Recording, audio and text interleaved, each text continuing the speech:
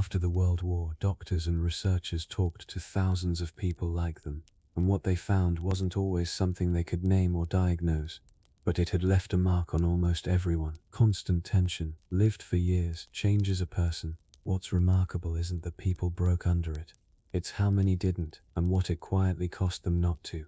These facts won't all be easy, but they'll be told gently, the way a quiet voice tells a story at night when everything outside is still and safe.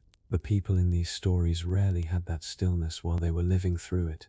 You have it now, so settle in. Let the weight of your day ease just a little. There's no rush and nowhere else to be. Rest as you go. Fact number 1. Before a single bomb fell on a British city, before the first telegram arrived, before any specific crisis announced itself, there was a strange and difficult period in the autumn and winter of 1939. Historians call it the Phony War, but for the people living through it, it felt like something much harder than that name suggests. The war had been declared, children had been evacuated from cities, the blackout had begun, ration books had been handed out, Anderson shelters had been built in back gardens, gas masks had been fitted, every preparation had been made for a catastrophe. And then the catastrophe hadn't come, at least not in the way everyone had been expecting. That left people in a very particular kind of tension. The nervous system had been primed for something that wasn't happening yet, and the not yet happening turned out to be, in its own way, harder to live with than the thing itself would have been. People went about their days with a constant background alertness, a low hum of waiting that ordinary life could occupy but never quite settle. Right from those very first months of the war, the specific quiet register in which the entire conflict would be lived had already been established. Fact number 2. Rationing created a tension in the home that was never dramatic in any single moment and never entirely absent from any single day, not from 1940 all the way through to 1954. At its heart, it was a maths problem. The household needed more than the ration allowed, but it expressed itself in ways that went far beyond arithmetic. Every meal was a small negotiation. The children needed enough nutrition, the working adult needed enough calories, the elderly relative needed the right foods for their digestion, and the total available was never quite equal to all of those needs combined.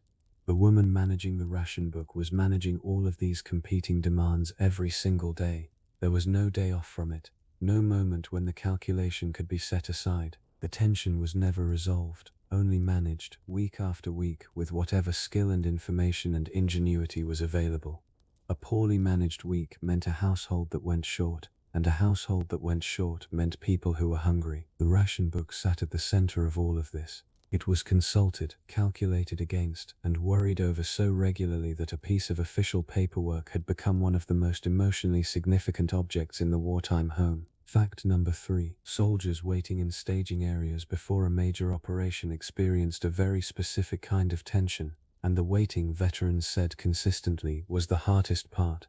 That phrase has become almost a cliché, but the wartime record confirms it with enough detail to give it back its original weight. The body had been prepared, the equipment was ready, the briefing had been given, everything that could be done had been done, and what remained were the hours between preparation and action. Hours in which the imagination was free to run ahead to the place the orders were sending everyone. And that running ahead was the most dangerous mental activity available, and the most difficult one to prevent. Soldiers found an enormous range of ways to fill those hours. Card games, letter writing, cleaning equipment that was already clean, attempts at sleep whether or not sleep came. What all of these strategies shared was the same underlying purpose, keeping the conscious mind busy enough that it couldn't spend those hours already at the beach, already under fire, already somewhere it hadn't arrived yet. Fact number 4. Living under occupation in the Netherlands, France, Belgium, Norway, and Denmark produced a specific and exhausting kind of tension. The tension of continuously performing a version of yourself that wasn't entirely you. Occupied civilians had to present to the occupying authority a self that was compliant, unremarkable, and entirely unthreatening, while keeping, underneath that performance, their actual opinions, loyalties, and values. This double existence wasn't experienced as dramatic or heroic. It was experienced as exhausting. The effort of monitoring every word, every expression, every small behavior, checking constantly for anything that might attract the wrong kind of attention, sustained across months and years of daily life with people who represented a real physical threat, deposited in the bodies of occupied civilians a specific chronic tension.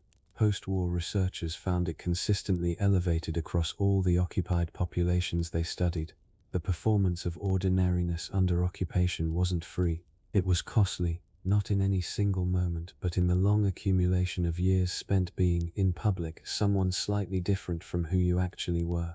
Fact number 5. The tension of the naval convoy escort was one of the most grinding forms of sustained alertness the war produced in any military personnel. The submarine couldn't be seen. It couldn't be reliably detected except at close range. It could attack from any direction at any moment, and the first sign of its presence was frequently the explosion of a torpedo already on its way. Escort crews therefore lived in a state of permanent alertness with no specific object. They weren't watching for something coming, they were listening and sensing for something that might already be close. Veterans of convoy escort duty described this as something qualitatively different from the sharp fear of visible combat. It wasn't a spike of adrenaline in response to a specific threat. It was a continuous low-level, physiologically expensive state of readiness maintained across watches, meals, and the attempts at sleep that the off-watch hours allowed. The body doesn't sustain that state without cost. Escort crews on long Atlantic crossings built up a form of tension fatigue that short periods in port could reduce but rarely fully resolve. The physical debt was carried forward into the next crossing, and the next, deposited in the men who served through those years as something permanent and not easily undone. Fact number 6. Pregnancy during the war years carried an additional layer of tension that its peacetime equivalent simply did not. The physical experience was the same demands, the same discomforts, unchanged by external circumstances. But the emotional context was entirely different. In peacetime, the question of what kind of world a child would be born into was asked as an expression of hope and answered with reasonable confidence. During the war, the honest answer was genuinely uncertain in ways that produced a specific anxiety, one that the physical demands of pregnancy had no room to put down. Women pregnant during the Blitz described managing this anxiety the way they managed everything the war required, turning their attention deliberately toward the immediate, toward the manageable, making a sustained effort not to follow the imagination into worst-case territory. The baby was coming regardless of the war's direction. The preparations had to be made regardless of whether the world being prepared for was the one the preparations assumed. The tension was managed by doing the next thing, because the next thing was what was available. Fact number 7. Military doctors and medics working with casualties in field conditions carried a specific and unusual form of professional pressure that civilian medicine simply doesn't produce in the same way. In peacetime, a doctor's relationship with uncertainty is managed by available tools and by time. The ordinary pace of clinical practice allows both. In wartime field conditions, the physician worked with a fraction of the tools, in a fraction of the time, under pressure from a patient load determined not by the ordinary rate of illness and injury but by the tempo of military operations that took no account of the medical system's capacity. The tension this produced was the tension of professional responsibility in conditions specifically designed to make fulfilling that responsibility impossible to complete satisfaction. Every decision about who received treatment and in what order was made with the knowledge that the decision's correctness couldn't always be verified, and its consequences couldn't always be reversed. Surgeons who worked through major casualty events described a state of sustained high-level concentration maintained across hours or days of operating, the body's need for rest overridden by clinical demand. When it finally ended, what was left was an exhaustion whose depth the surgeon hadn't been able to feel while the work was still happening. Fact number 8. Children growing up in wartime households absorbed the tension around them the way children always absorb the emotional atmosphere of their homes, not through words but through continuous, involuntary attunement to the adults they depended on. A child didn't need to be told the household was tense. She felt it in the quality of adult voices, in the way certain conversations stopped when she entered the room, in her mother's expression when the post arrived or when the radio said something that made the adults go very still. The child didn't have access to the specific content of what the adults were afraid of. What was available was the emotional residue, the ambient anxiety, the particular texture of distraction, the way the house felt when something was wrong that nobody was yet discussing. Children who grew up this way carried that residue into adult life, informs that post-war research identified consistently a heightened sensitivity to environmental threat, a specific attunement to other people's emotional states, a tendency toward vigilance that the households they eventually created often reflected before they had any idea where it had come from. Fact number 9. The tension of the codebreaker working at Bletchley Park had a specific and unusual character. The work itself, the sustained, concentrated, imaginatively demanding effort of finding a pattern in what appeared to be random, was conducted in conditions of extreme informational isolation. The people working on a specific cipher problem knew their problem and very little about the larger operational context their solution would serve. They understood in abstract terms that the work mattered, that successful decryption was directly affecting the decisions of the war's commanders, but the specific connection between the cipher text on the desk and the ships or armies it would reach was not available to the analyst doing the work. This produced a very particular tension, the pressure of knowing the work mattered without knowing how it mattered, or whether it had mattered in time. The solution might have arrived too late to save the convoy it could have protected, or it might have arrived exactly when needed and changed everything. The analyst in the hut would never know, because the intelligence once it left the hut was classified completely.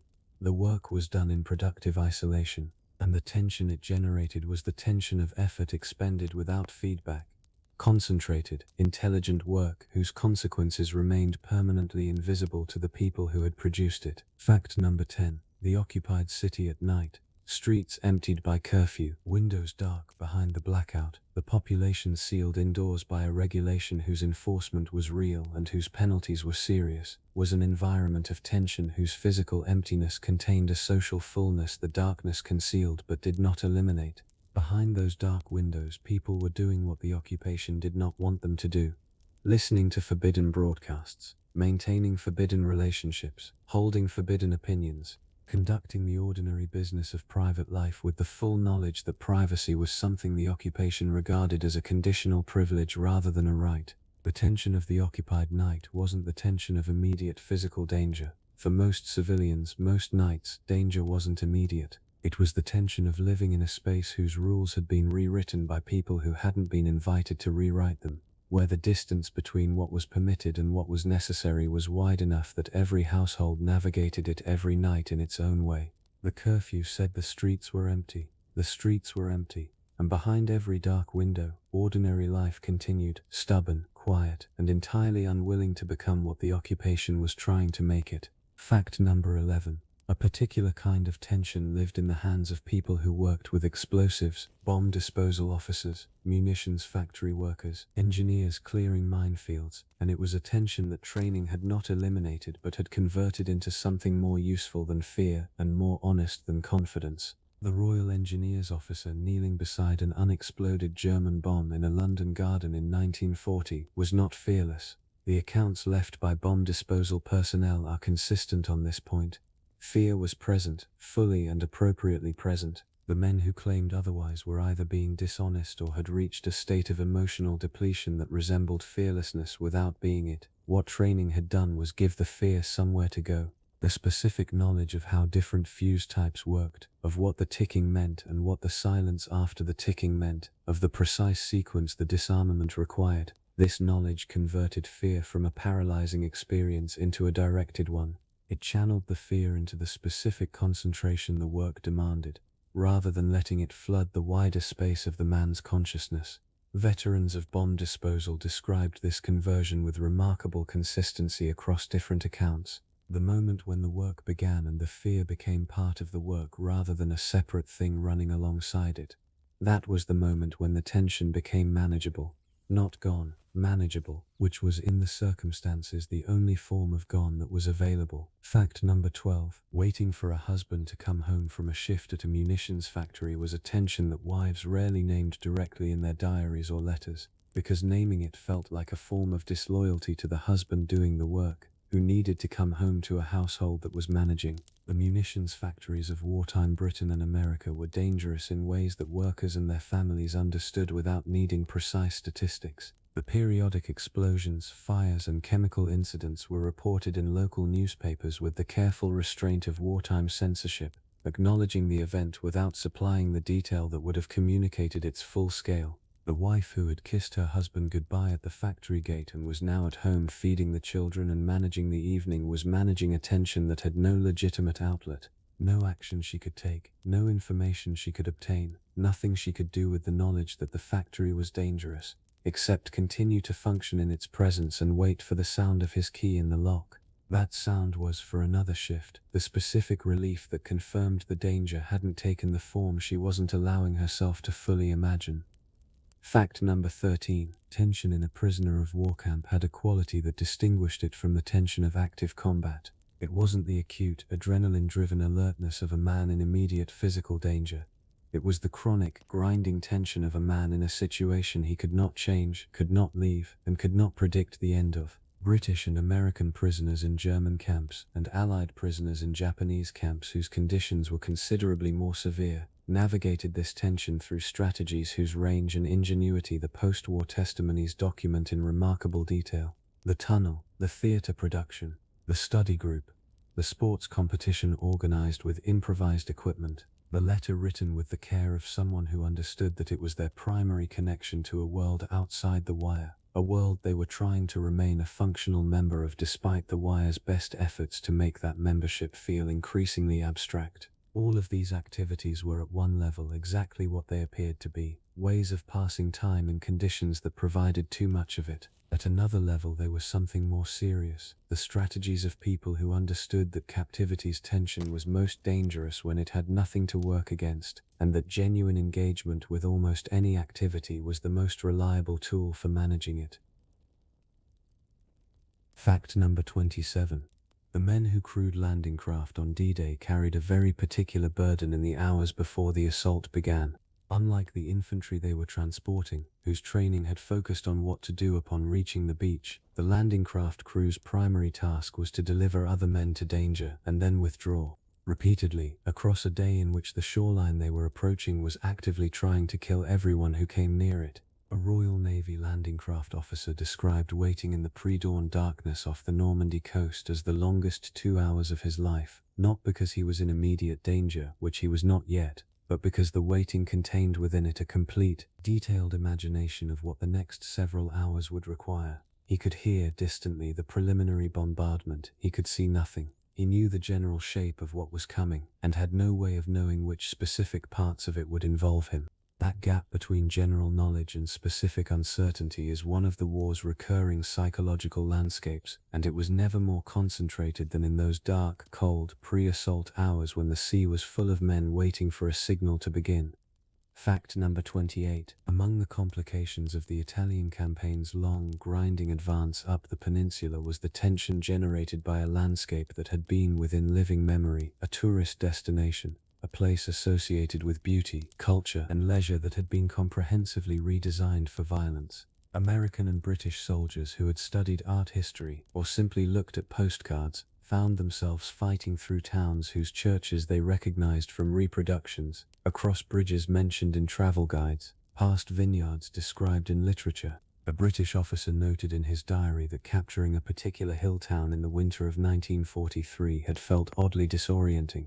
Not because of the fighting, which was straightforward, but because the town looked exactly as he had expected it to look from a photograph taken in peacetime, except that it was on fire. The tension produced by this collision of cultural familiarity and military reality was not universal. Many soldiers had no such associations with Italy, but for those who did, it added a layer of grief that sat alongside the ordinary fears of combat and gave the Italian campaign a particular elegiac quality noted in memoirs from both sides of the conflict. Fact number 29. The postal system of wartime Japan operated under constraints that shaped not only what could be communicated, but how families experienced the absence of communication. Military mail from the Pacific was subject to heavy censorship, long delays, and, in the later stages of the war, near complete disruption. A woman in Hiroshima described her family's correspondence with her brother, who was serving somewhere in the Pacific she was not permitted to know exactly, as a series of increasingly truncated messages from which all specific information had been removed, leaving only the bare fact of his survival at the time of writing, and nothing else. She described the arrival of these censored messages as a particular kind of cruelty, evidence of his continued existence at a point already weeks in the past, disconnected from any present reality, arriving just frequently enough to prevent the family from making the emotional transition to grief. The tension was not simply the tension of not knowing, it was the tension of receiving communication that had been emptied of content while retaining its form, a letter that arrived and said, essentially, that there had once been something to say. Fact number 30. In the weeks after liberation in France, Belgium and the Netherlands, a new and unexpected tension emerged alongside the celebration. The tension of accounting. Communities that had lived for 4 or 5 years under occupation now faced the question of what each person had done during that time, and the answers were rarely simple. Collaboration existed on a spectrum from enthusiastic to coerced to inadvertent. Resistance existed on a similar spectrum. Most people had occupied the murky middle, doing what survival required, neither actively betraying their neighbors nor actively defying their occupiers. The post-liberation atmosphere, which demanded clarity and assigned categories, fit very poorly over the actual texture of what had happened. Women who had formed relationships with German soldiers faced particular public hostility, regardless of the circumstances of those relationships.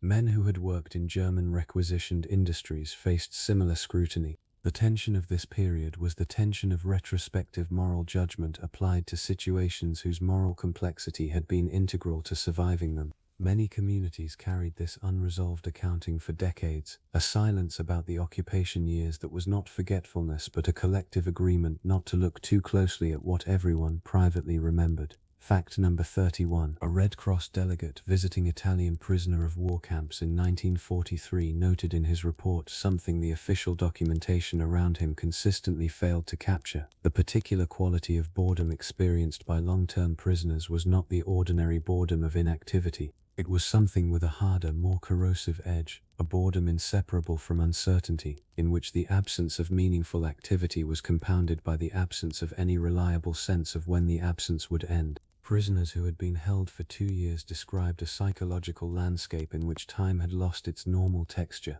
Days were simultaneously too long and too undifferentiated. The mind, deprived of genuine occupation, turned inward and found there mostly the things it was trying not to think about. Some men responded by constructing elaborate internal lives, learning languages from fellow prisoners, writing unpublished novels in exercise books, memorizing poetry, not primarily because these activities were intrinsically rewarding, but because the alternative was to allow the mind to move freely through a terrain that was, for most of them, very difficult to inhabit without damage. Fact number 32. A civil defense network in British cities required tens of thousands of ordinary people to perform, night after night, a task whose fundamental nature was to be ready for something that might not happen, and then, if it did happen, to respond without hesitation. Wardens, fire watchers, first aid parties and rescue teams all operated in this preparatory mode, vigilant during quiet nights, activated during raids, then returned to standby until the next alert. What this rhythm produced, over months and years, was a distinctive psychological pattern that researchers later described as oscillating hyperarousal. The nervous system repeatedly keyed up to readiness and then asked to stand down, without ever fully standing down because the next alert might come at any moment. A fire watcher in Southwark described the long, quiet stretches of a night watch as more tiring, in a particular way, than an actual raid, because during a raid there was something to do, a focus for the adrenaline, a task to perform. The empty watch offered no such outlet. It simply required the maintenance of readiness for hour after hour with nothing to be ready for, which turned out to be its own demanding and exhausting work. Fact number 33. The experience of Greek civilians during the Axis occupation of 1941 to 1944 was shaped by a famine of extraordinary severity. The Great Famine of 1941 to 1942 killed an estimated 100,000 people in Athens alone. What the historical record captures less completely than the mortality statistics is the psychological texture of living through a famine in an urban environment. The particular tension of watching the city's social fabric reorganize itself around hunger, the erosion of ordinary norms of generosity and restraint, the discovery of the precise point at which hunger overrides shame. Athenian diaries from this period describe a city in which the familiar architecture of daily life, The cafe, the market, the evening promenade had been hollowed out and refilled with different content. The buildings were the same, the streets were the same, the social rituals were being performed with their original gestures, but the substance behind them had changed completely, and the tension of navigating that gap between a city that looked like itself and a city that had become something else entirely was one of the occupation's most psychologically distinctive features. Fact number 34. Wartime cryptographers at Bletchley Park worked within a security structure so complete that many of them spent years without knowing what neighboring huts were doing, without understanding the full significance of their own work, and without being able to discuss any aspect of their professional lives with family or friends.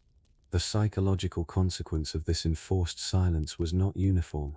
Some found it relatively manageable. Others found it profoundly isolating in ways that were difficult to diagnose, because the cause could not be named. A woman who worked in Hut 6 for 3 years described, in an interview given decades after the war, the strange experience of returning home on leave and sitting at the family table with her parents and sister, feeling a distance that had nothing to do with absence of affection. She was present, she loved them, she simply could not tell them a single true thing about where she spent her days, or what those days contained. Every conversation required a performance of vagueness that over time produced a subtle but real alienation from the people she was performing it for. Fact number 35. Somewhere in the vast logistical machinery of the Allied war effort, there existed a category of personnel whose primary function was to wait in one place while the war moved around them. Base personnel, the clerks, storekeepers, orderlies, drivers, and administrative staff who kept supply lines and command structures functional, lived in a state of tension quite different from combat soldiers, but no less real for that. The particular quality of their experience was shaped by proximity without participation, close enough to the war to receive its casualties, to hear its sounds on clear nights, to watch its aircraft overhead, but not close enough to feel they were contributing to its resolution in any direct or legible way. A British Army clerk stationed in Naples in 1944 described this position with considerable precision in letters home. He was perfectly safe, he wrote, which was something to be grateful for. But safety had its own psychological complications when it existed alongside the constant visible evidence that other men were not safe, and when the difference between his circumstances and theirs had been determined entirely by the random administrative logic of a posting order he had played no part in writing. Fact number 36. The experience of soldiers fighting in the Pacific jungle introduced a form of environmental tension that had no real equivalent in European theaters, the tension produced by an operational landscape that was itself actively hostile, independent of any human enemy.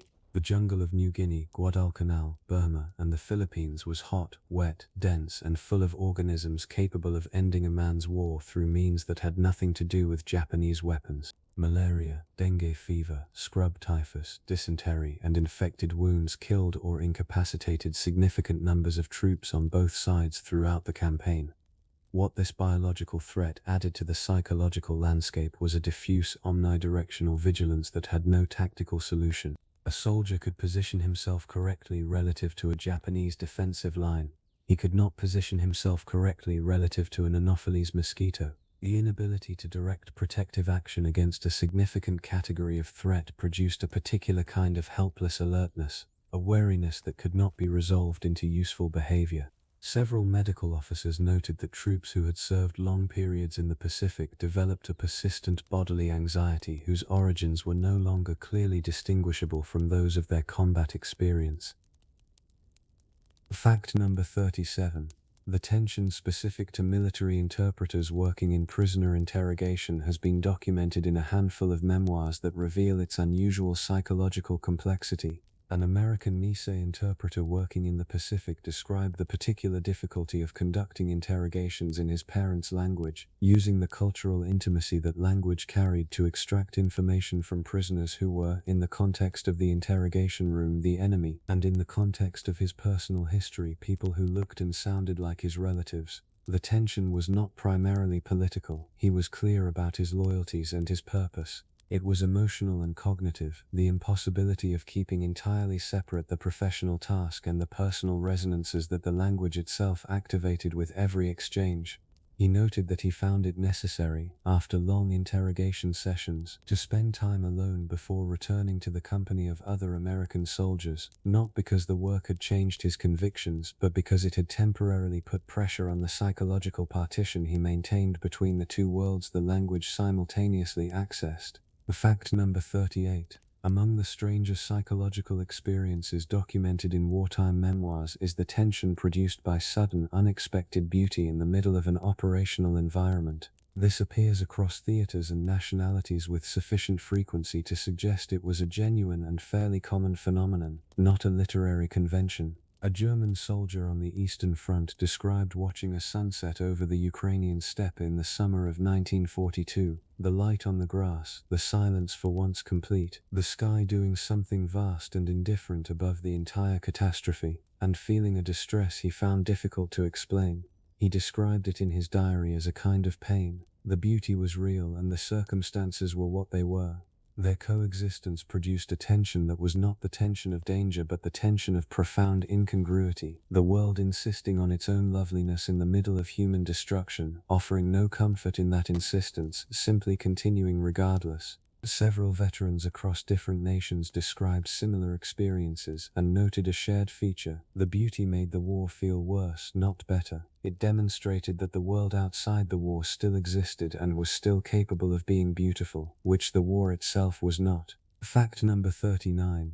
The tension of the home front in the United States carried a quality that distinguished it sharply from the experience of civilians in Britain, the Soviet Union, or occupied Europe. The tension of a population engaged in total war without experiencing any of its physical consequences on their own soil. American civilians rationed, worked, waited, and worried, but no bomb fell on an American city, no enemy soldier occupied an American street. The psychological consequence of this asymmetry was complex. It spared the American civilian population direct violence and destruction that scarred civilian populations elsewhere for generations. But it also produced a form of tension that had no external validation, an anxiety without a visible correlative, a sacrifice without a shared physical context. A woman in Ohio whose husband was in the Pacific described, in a letter to her sister, the strange experience of walking through a town that looked entirely peaceful while her mind was completely elsewhere, the disconnect between the calm surface and the internal landscape so complete that she sometimes felt briefly uncertain which of the two was real.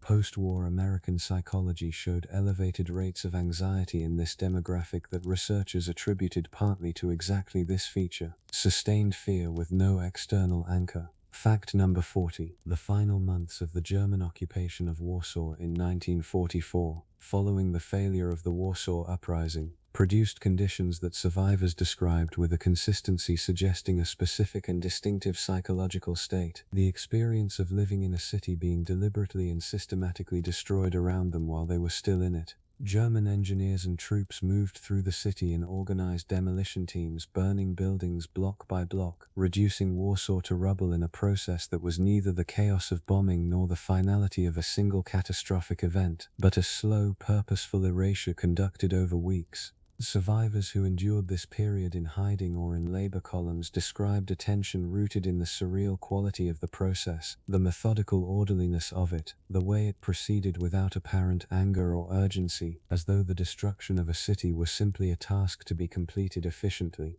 Several testimonies describe a specific horror at the lack of visible emotion in the people doing it, the paperwork quality of annihilation, which was in some ways more psychologically destabilizing than violence committed in visible rage. Fact number 41. A Norwegian fisherman living north of Bergen kept a log between 1940 and 1945 that was ostensibly a record of catches, weather conditions, and tide tables. Hidden within its columns of figures in a notation system he had invented himself was a parallel record of German naval movements observed from his boat, vessel types, approximate tonnage, heading, time. He passed the information through a chain of contacts that eventually reached British naval intelligence in Shetland. What his log reveals, read in full, is not primarily an intelligence record but a psychological one. The daily management of a double life conducted in a small community where everyone knew everyone, where the German garrison was a constant physical presence, and where a single mistake in maintaining his ordinary fisherman's demeanor would have been immediately visible to people he had known since childhood. He wrote nothing explicit about the tension of this. He did not need to. It is present in the precision of his ordinary entries, the weather observations slightly too detailed, the catch records slightly too careful, the handwriting of a man paying close attention to everything because the alternative was unthinkable. Fact number 42. The children of military fathers who returned from the war changed carried a tension that developmental psychologists began documenting in the early 1950s, though the full scope of the phenomenon was not understood for decades. The returning father was frequently not the man who had left, not in any dramatic diagnosable sense, but in the subtler ways that years of sustained stress reshape a personality: a shorter patience, a tendency to silence, a difficulty with the minor disorders of family life that had seemed manageable before the war and now, for reasons he could not explain, did not. Children who had been very young when their fathers left and who were now encountering them as a continuous presence for the first time had no pre-war baseline against which to measure the change. What they experienced was simply a father who was sometimes difficult to read, sometimes distant in a way that felt personal, sometimes startled by ordinary sounds in a manner that alarmed without explanation. The tension in these households was rarely dramatic. It expressed itself in careful behaviour. Children learning to be quieter than children should need to be, to avoid certain topics, to monitor a parent's mood with an attentiveness that represented its own small psychological cost. Fact number 43. Malta's experience of sustained aerial bombardment between 1940 and 1942 was by certain measures the most concentrated experienced by any civilian population in the entire war. The island received more bombs per square mile than any comparable territory, and it did so without the option of dispersal or evacuation available to mainland populations. The Maltese could not leave. The island was what it was: small, dense, exposed, and its people adapted to bombardment under conditions of absolute geographic confinement. What this produced psychologically was a compression of the usual civilian response to sustained attack. The stages of shock, adjustment, and normalization that elsewhere unfolded over months were in Malta compressed and accelerated, because the alternative was not survivable. A Maltese schoolteacher described in her diary a moment in April 1942, at the height of the bombing, when she realized she had eaten breakfast during an air raid without noticing the sirens had sounded. She recorded this without pride, with a slight unease, understanding that the adaptation was necessary, and also that something had been permanently altered in the part of her that had once found sirens alarming. Fact number 44. The experience of war correspondents covering the Pacific Campaign introduced attention specific to the role of observer in an environment designed entirely around participation. A correspondent embedded with Marine units on Peleliu in September 1944 described the particular psychological position of a person whose professional function was to watch and record what other people were doing, people who were in the same moment being shot at and killing and dying within his direct line of sight. The correspondent's safety was not guaranteed. Several war correspondents were killed during the Pacific Campaign, but the nature of his role placed him in a relationship to the violence around him that was categorically different from that of the men he was covering. He was supposed to be present but not participate, to witness without acting, to maintain the cognitive and emotional distance necessary to produce coherent journalism from material that was doing its best to make coherence impossible. Several correspondents described this positional tension, the ethical and psychological discomfort of professional observation in a context that seemed to demand something else, as one of the most difficult aspects of the work, more difficult in some ways than the physical danger. Fact number 45. In the summer of 1944, as the Allied breakout from Normandy began to accelerate and the shape of the war's conclusion became, for the first time, genuinely imaginable, a new kind of tension entered the psychological landscape of both soldiers and civilians: the tension of hope. Hope, it turned out, was not simply the absence of despair, it introduced its own complications. For soldiers who had adapted to expecting nothing beyond the current operation, the possibility of a future created new vulnerabilities, things to lose that had not previously existed as concrete prospects. A British tank commander described this shift in a letter written in August 1944 with considerable self-awareness. He had spent the preceding months in a state of emotional economy so severe that he had effectively stopped planning beyond the next 48 hours, and suddenly the war's probable end was visible on a horizon measurable in months rather than theoretical years.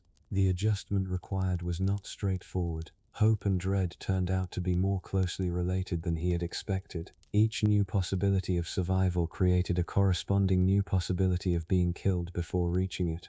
Fact number 46. The Turkish government maintained official neutrality throughout the Second World War, but the country's geographical position, bordered by Axis-occupied territories to the west and north, with the Soviet Union to the northeast and British-controlled territory to the south, produced a civilian experience of sustained tension with very specific characteristics. Istanbul in particular existed throughout the war as a city through which information, refugees, spies and diplomatic pressure moved constantly, a place where the war was always present as rumor, inference and implication without ever quite arriving as direct experience. Turkish civilians described a curious double anxiety, fear of the war entering the country, combined with a guilt-tinged awareness that the country's neutrality was purchased at a price paid by others. Diplomatic correspondence and post-war memoirs from this period describe Istanbul's wartime social atmosphere as brilliant, anxious and faintly unreal, a city at a party it wasn't sure it should be attending, dressed for a different occasion than the one taking place just beyond its walls. Fact number 47. The men and women who drove ambulances in bombed British cities occupied a role that combined physical danger with a specific emotional demand. They were required to move toward the destruction while everyone else was moving away from it, and to maintain, in the immediate aftermath of bombing, the functional calm necessary to assess and transport casualties efficiently. London Auxiliary Ambulance Service records from the Blitz document the gradual development among experienced drivers of what the records describe as professional composure, a cultivated emotional management that allowed them to work effectively in conditions that remained objectively extremely distressing. What the official records do not capture but personal testimonies do, is the cost of maintaining that composure across an extended period. Several drivers described the experience of returning home after a shift and finding themselves unable to account for how they felt, a kind of emotional blankness that was not numbness exactly but more like the aftermath of a sustained performance, a temporary depletion of the ordinary machinery of feeling that replenished itself slowly and incompletely over successive shifts. Fact number 48. Among the war's most psychologically unusual populations were the civilian internees held by Japan in camps across Southeast Asia and the Pacific. Men, women, and children caught by the speed of Japanese expansion in 1941 and 1942 and interned in conditions that ranged from austere to genuinely brutal. What distinguished their experience from that of military prisoners of war was the presence of family units, children growing up inside the camps, parents managing both their own fear and the additional weight of protecting children from the full knowledge of their situation. A woman interned with her 2 children at Santo Tomas in the Philippines described the particular tension of the parenting role inside the camp, the daily effort to provide enough normality within the camp's constraints that her children's development was not entirely derailed, combined with the impossibility of shielding them completely from a reality that was visible, audible, and physically present in their daily lives. She described this dual management, her own fear running beneath a performed calm maintained for her children, as the most exhausting work she had ever done, more exhausting than the physical deprivation because it never had an off shift. Fact number 49. The liberation of Paris in August 1944 produced, alongside its genuine and documented joy, a set of psychological tensions that memoirs and diaries from the period record with a candor that the celebratory public narrative of liberation tended to suppress. The city had been occupied for 4 years. During those 4 years, every Parisian had made choices about collaboration, about resistance, about the middle ground between them, and those choices had been made in private, under occupation conditions, without the clarity that liberation's retrospective moral atmosphere would later impose on them.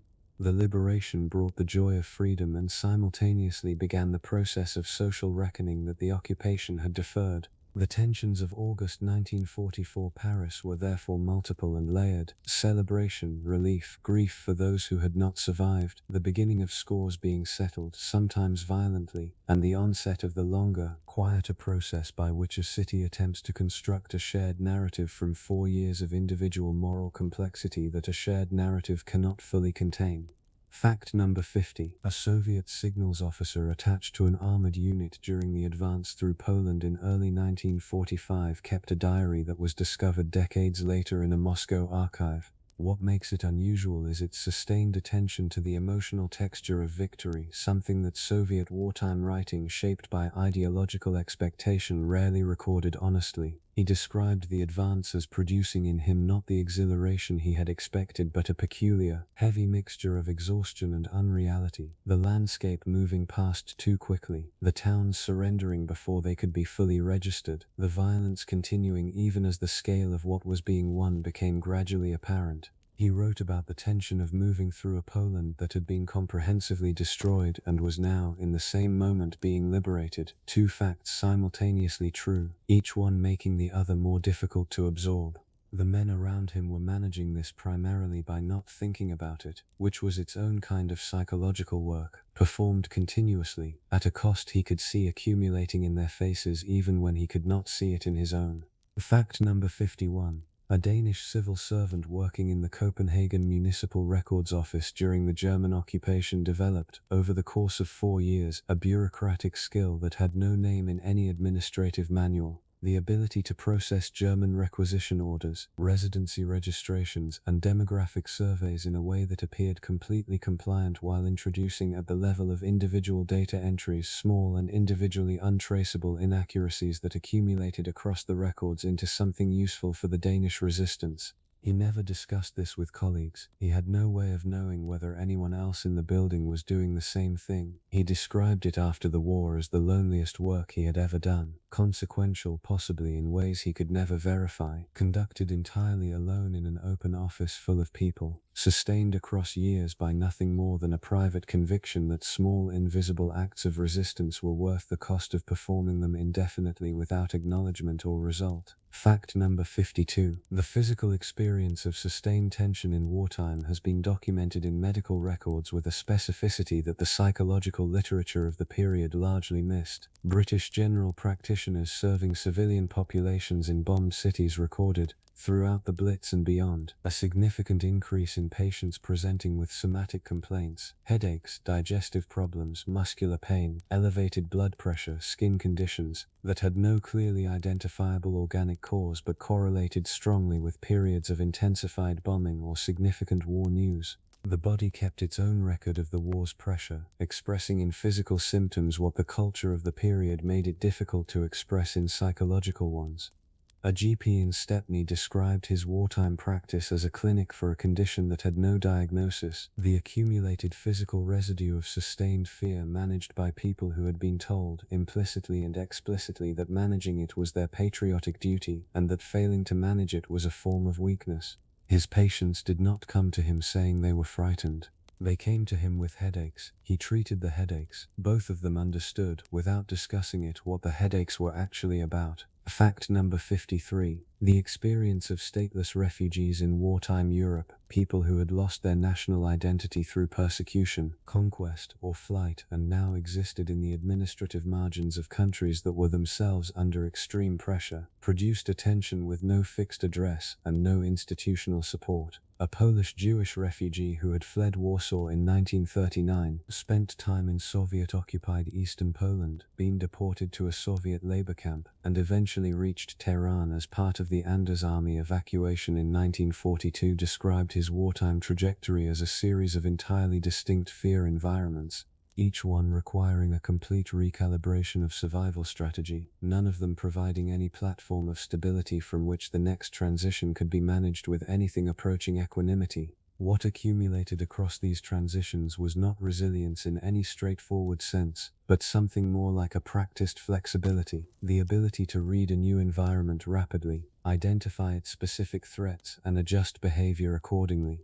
It served him well in the immediate term, but left him by the war's end, unable to identify any ground beneath him that he trusted to remain stable. Fact number 54. The American strategic bombing campaign over Germany produced, in the communities beneath it, a specific civilian experience that differed in important ways from the British experience of the Blitz. The American daylight bombing campaign of 1943 and 1944 was visible, German civilians in the industrial cities of the Ruhr could watch the bomber formations passing overhead, hundreds of aircraft contrails laid across the sky in precise parallel lines, the sound of engines building from a distant rumble into something that occupied the entire sensory field.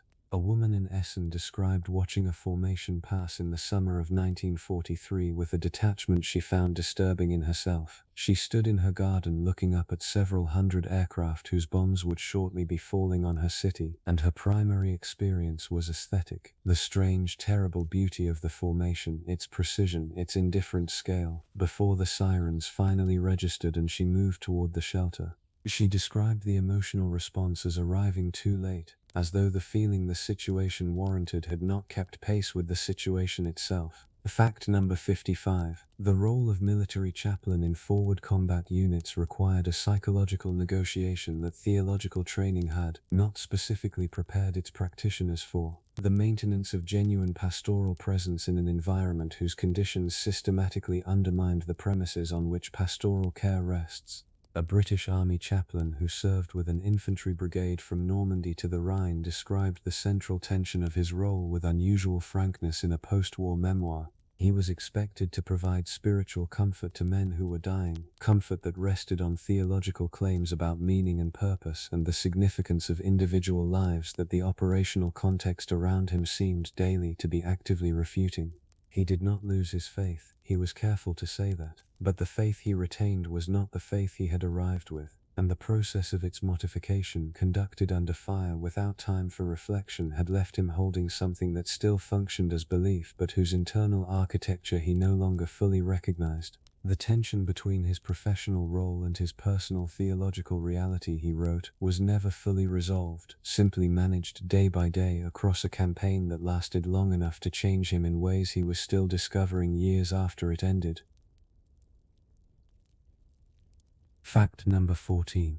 The specific tension of a parent whose child had been evacuated to an unknown household in an unknown town was built from an unusual combination of relief and dread that the evacuation's logic simultaneously required and could not resolve. The child was safer in the countryside. That was the premise of the entire evacuation program, and for many children it was true. The parents who had sent their children away had made a decision that was rational, loving, and correct by every available calculation of comparative risk. And yet the child was somewhere the parent couldn't see, in the care of people the parent hadn't chosen, living a daily life that arrived through letters which children, particularly young children, didn't always have the vocabulary to fill with what the parent most needed to know.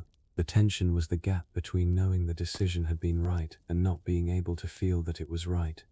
Two people, rational mind and emotional instinct pointing in opposite directions, every single day. Some parents resolved this by bringing their children home, accepting the increased physical risk in exchange for the reduced emotional one. Others maintained the separation for the duration, carrying the gap between knowing and feeling as one more weight in the load that the wartime parent had not been asked whether they were willing to carry.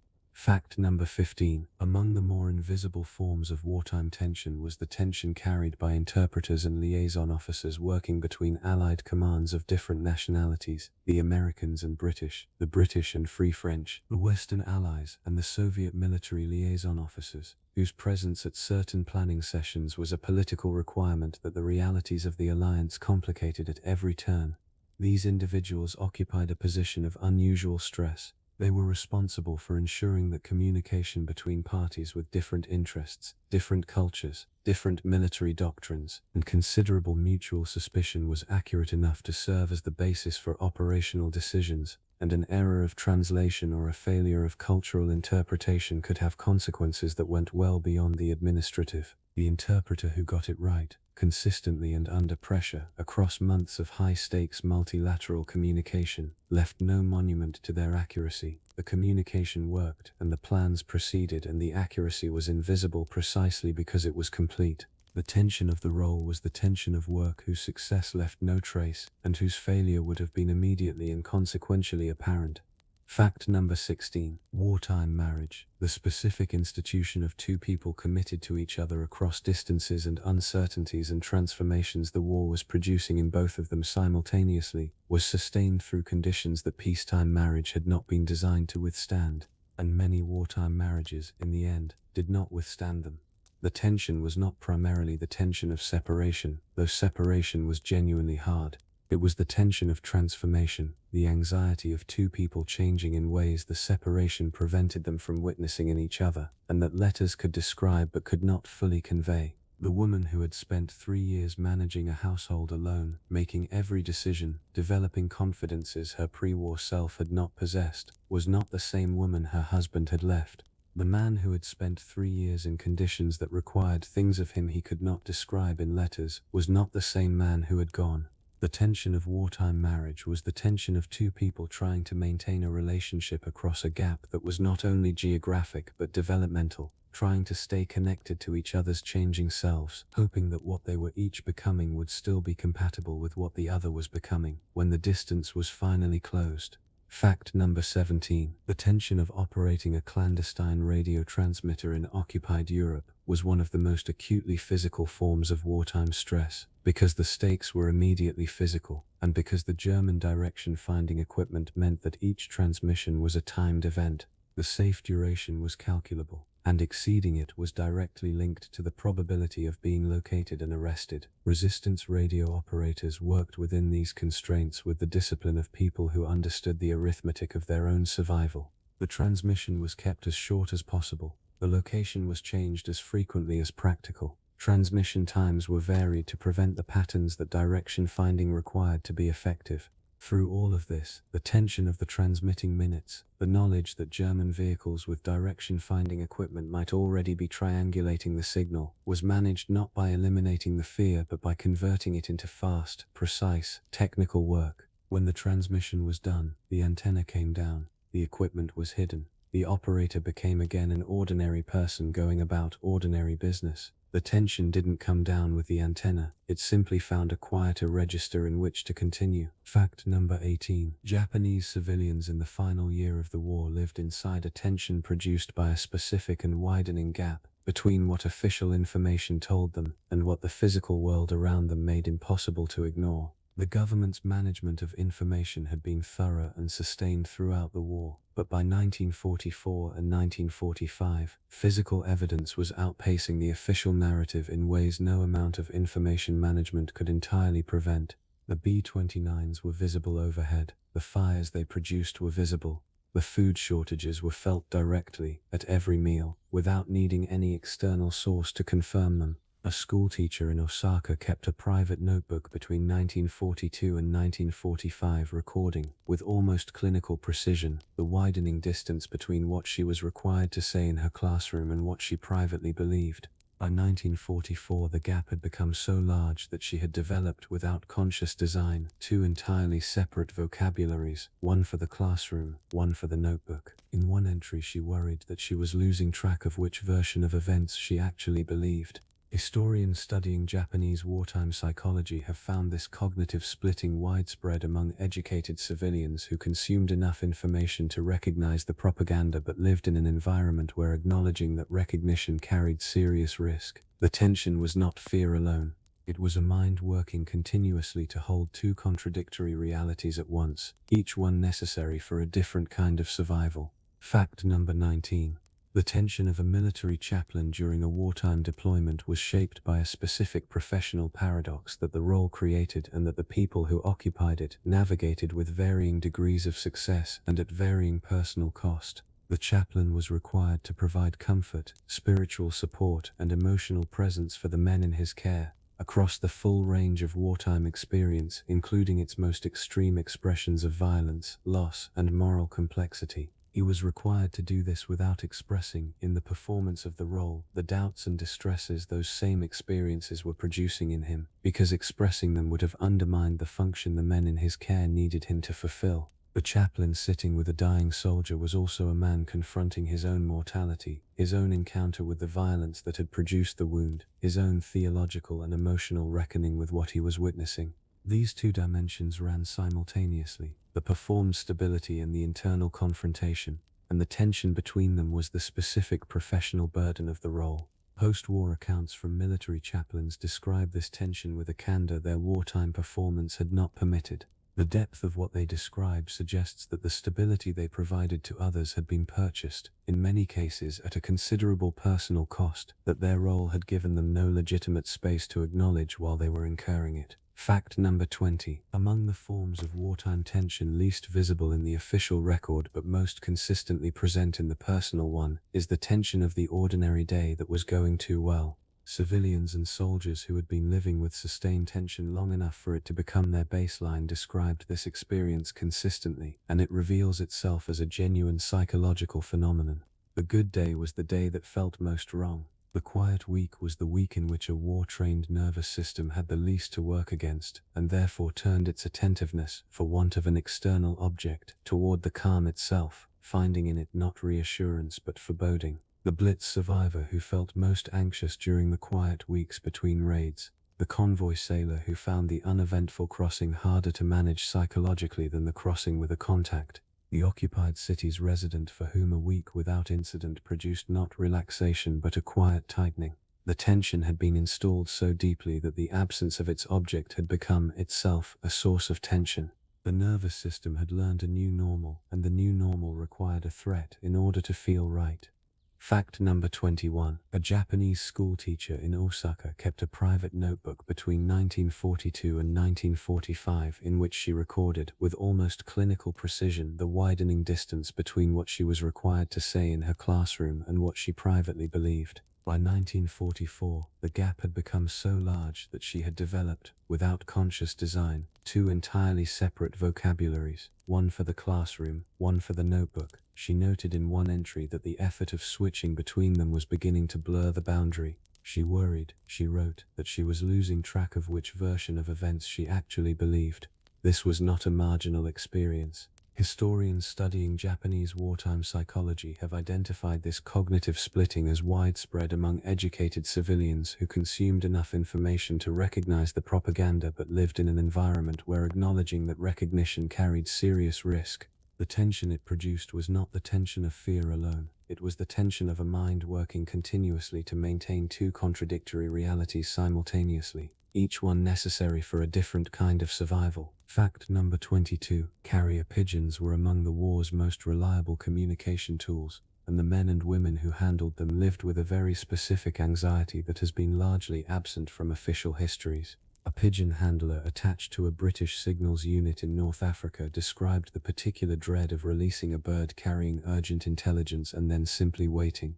There was nothing further to do. The bird was gone, the message was gone, and the outcome depended entirely on an animal navigating across potentially hostile airspace with no possibility of human intervention. Pigeon handlers reported a form of helpless vigilance, watching the sky for a return that would never come from that direction, waiting for confirmation that might take hours, cataloguing in the meantime every possible reason a bird might not arrive. Several handlers described becoming so attuned to the behavioral patterns of individual birds that they could detect subtle signs of distress or illness before any formal symptoms appeared, a hypervigilance born directly from the knowledge of how much, occasionally, depended on a single animal's safe return. Fact number 23.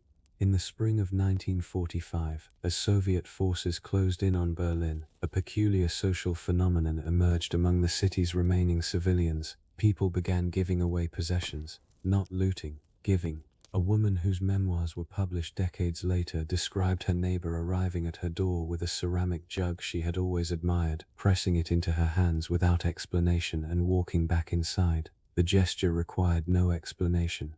Both women understood it as an acknowledgement of what was coming, and an attempt to ensure that something personally meaningful survived in someone's hands rather than disappearing in the rubble. This quiet redistribution of objects, jewelry passed to strangers, books left on doorsteps, photographs tucked into the bags of people thought more likely to survive, captured something essential about those final weeks in the city, the coexistence of extreme danger with an almost domestic attentiveness to the small things that had made ordinary life recognizable. Fact number 24. The Royal Observer Corps in Britain relied on a network of civilian volunteers stationed at coastal and inland posts to track aircraft movements by sight and sound.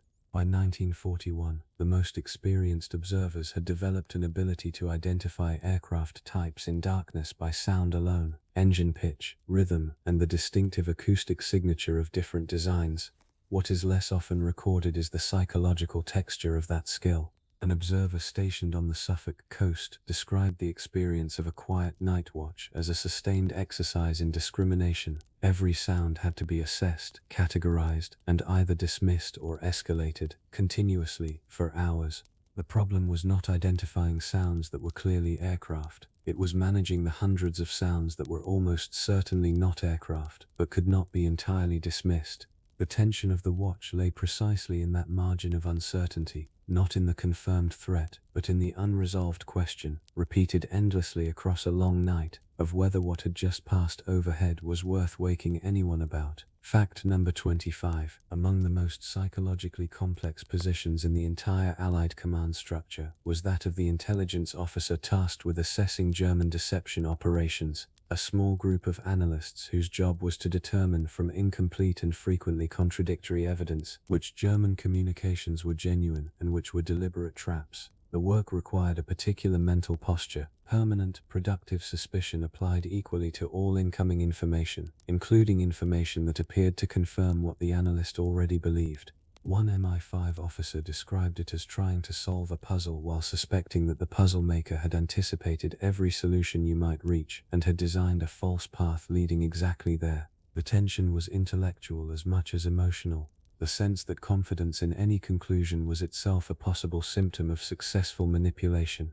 Several officers noted that this professional suspicion began to leak into personal life. They caught themselves applying the same analytical skepticism to friends' accounts of ordinary events, to newspaper stories, to their own memories. The habit of mind required by the work was extremely difficult to confine within working hours. Fact number 26. In the Dutch city of Amsterdam during the occupation, the public swimming pool on Marnixstraat remained open for several years after 1940, and a number of Jewish residents continued to use it until the progressive exclusions of 1941 made that impossible. A Dutch Jewish woman who survived the war in hiding described, in a post-war interview, her memory of her last visit to the pool in the summer of 1941, the smell of chlorine, the particular echo of voices off tiled walls, the ordinary pleasure of the water, and the knowledge, present throughout, that this ordinary thing was being taken away in increments small enough to seem almost bearable until they were not. The tension she described was not the tension of an acute event but of a slow subtraction. Each removed freedom individually survivable, collectively devastating, and conducted at a pace calibrated to prevent the kind of collective resistance that sudden total dispossession might have provoked. That measured incremental quality of persecution was, she said, one of its most psychologically corrosive features. It kept the target perpetually adjusting, never at the point of absolute loss, always one step behind the next removal. Fact number 56. The Pacific Island hopping campaign produced for the American forces conducting it a particular temporal tension rooted in the campaign's structure. Each island was simultaneously a goal and a staging point, something to be secured completely before being left behind as the campaign moved to the next objective. This meant that soldiers who had fought intensely for a piece of ground, who had lost friends on it, who had come to know its specific topography with the intimate knowledge that combat produces, were required, once the island was secured, to detach entirely and redirect their attention to the next objective, which would require the same intensity and produce the same losses, and be similarly left behind when it was done. A Marine who fought from Guadalcanal through to Okinawa described this rhythm in terms that were almost liturgical. The arrival, the fighting, the cost, the securing, and then the strange, emotionally incomplete departure, moving away from ground purchased at significant price, leaving behind the graves of men he had known, carrying nothing from the experience except the experience itself and the knowledge that the next island was already on the map. Fact number 57. The German military's use of foreign workers, the Ostarbeiter program that brought millions of Soviet, Polish, and Ukrainian civilians to Germany as forced labor, created within German factories and farms a tension that operated simultaneously at the individual and systemic level. German civilian employers and household members who used forced labor were in daily personal contact with people whose subjugation they were directly benefiting from, in circumstances that made the human reality of that subjugation impossible to avoid entirely. Post-war testimonies from both German employers and surviving Ostarbeiter reveal the range of responses this proximity produced. Some employers maintained rigid dehumanization, treating workers as instruments. Others developed complicated, guilt-laden relationships that stopped well short of genuine humanity but acknowledged it in small, individually significant ways: an extra portion of food, a warning before an inspection, a moment of ordinary conversation that the official relationship did not permit. The post-war silence about these relationships was one of the occupation's most comprehensively maintained. Fact number 58. There is a category of wartime experience that does not appear in operational histories and rarely surfaces in personal memoirs: the experience of waiting for a specific person to die. Military medical staff and the families of critically injured soldiers who had been returned home sometimes spent days or weeks in this suspended state, knowing that death was probable, that recovery was not, that the interval between the current moment and the inevitable conclusion was simply time to be endured. A nurse at a military hospital in southern England described this experience in letters to her sister with precision that the official nursing records around her never attempted. The particular quality of attention she brought to patients she knew were dying, the way that knowledge changed the character of the care, making it simultaneously more personal and more composed, as though the imminence of the end authorized a kind of tenderness that the busy, outcome-focused atmosphere of active treatment had made harder to express. She wrote that she had not expected this aspect of the work to be what she remembered most. She expected to remember the dramatic cases. She remembered the quiet ones. Fact number 59. The experience of soldiers fighting in the Italian winter of 1943 to 1944, the long, static, attritional campaign along the Gustav Line, in mud and cold and against defensive positions that seemed to absorb assault without yielding, produced a form of sustained tension that military historians have characterized as qualitatively different from the tension of mobile warfare. In mobile combat, the landscape changed. Progress, or its absence, was visible. The mind had something to measure its experience against. In the static winter campaign, nothing changed from week to week except the casualties: the same hills, the same mud, the same cold, the same German positions on the high ground, unchanged and apparently unchangeable. A British infantry sergeant described this period in a letter that passed the censor, because what he was describing was weather, essentially, and cold, and the same view he had been looking at for 11 weeks. And what the letter conveys, without intending to, is the psychological texture of a stalemate, the way that the absence of change begins, after enough weeks, to feel not like stability but like a form of entrapment. The war reduced to a condition that must simply be endured without either the stimulus of advance or the resolution of retreat. Fact number 60. On the morning of August 7, 1945, the day after the atomic bomb was dropped on Hiroshima, the Japanese government's initial public silence produced, in Japanese cities outside Hiroshima itself, a tension rooted in radical informational asymmetry. Something enormous had clearly happened. The scale of damage reports filtering through unofficial channels was unlike anything associated with conventional bombing. But the official apparatus had nothing to say. And in a country where information was tightly controlled, the absence of official communication was itself a form of communication. Civilians in Tokyo, Osaka, and Nagoya described in post-war interviews a particular quality of unease on that morning, the sense of a reality shifting beneath the surface of daily life without yet having broken through it, like pressure building behind a wall whose integrity they could no longer entirely trust.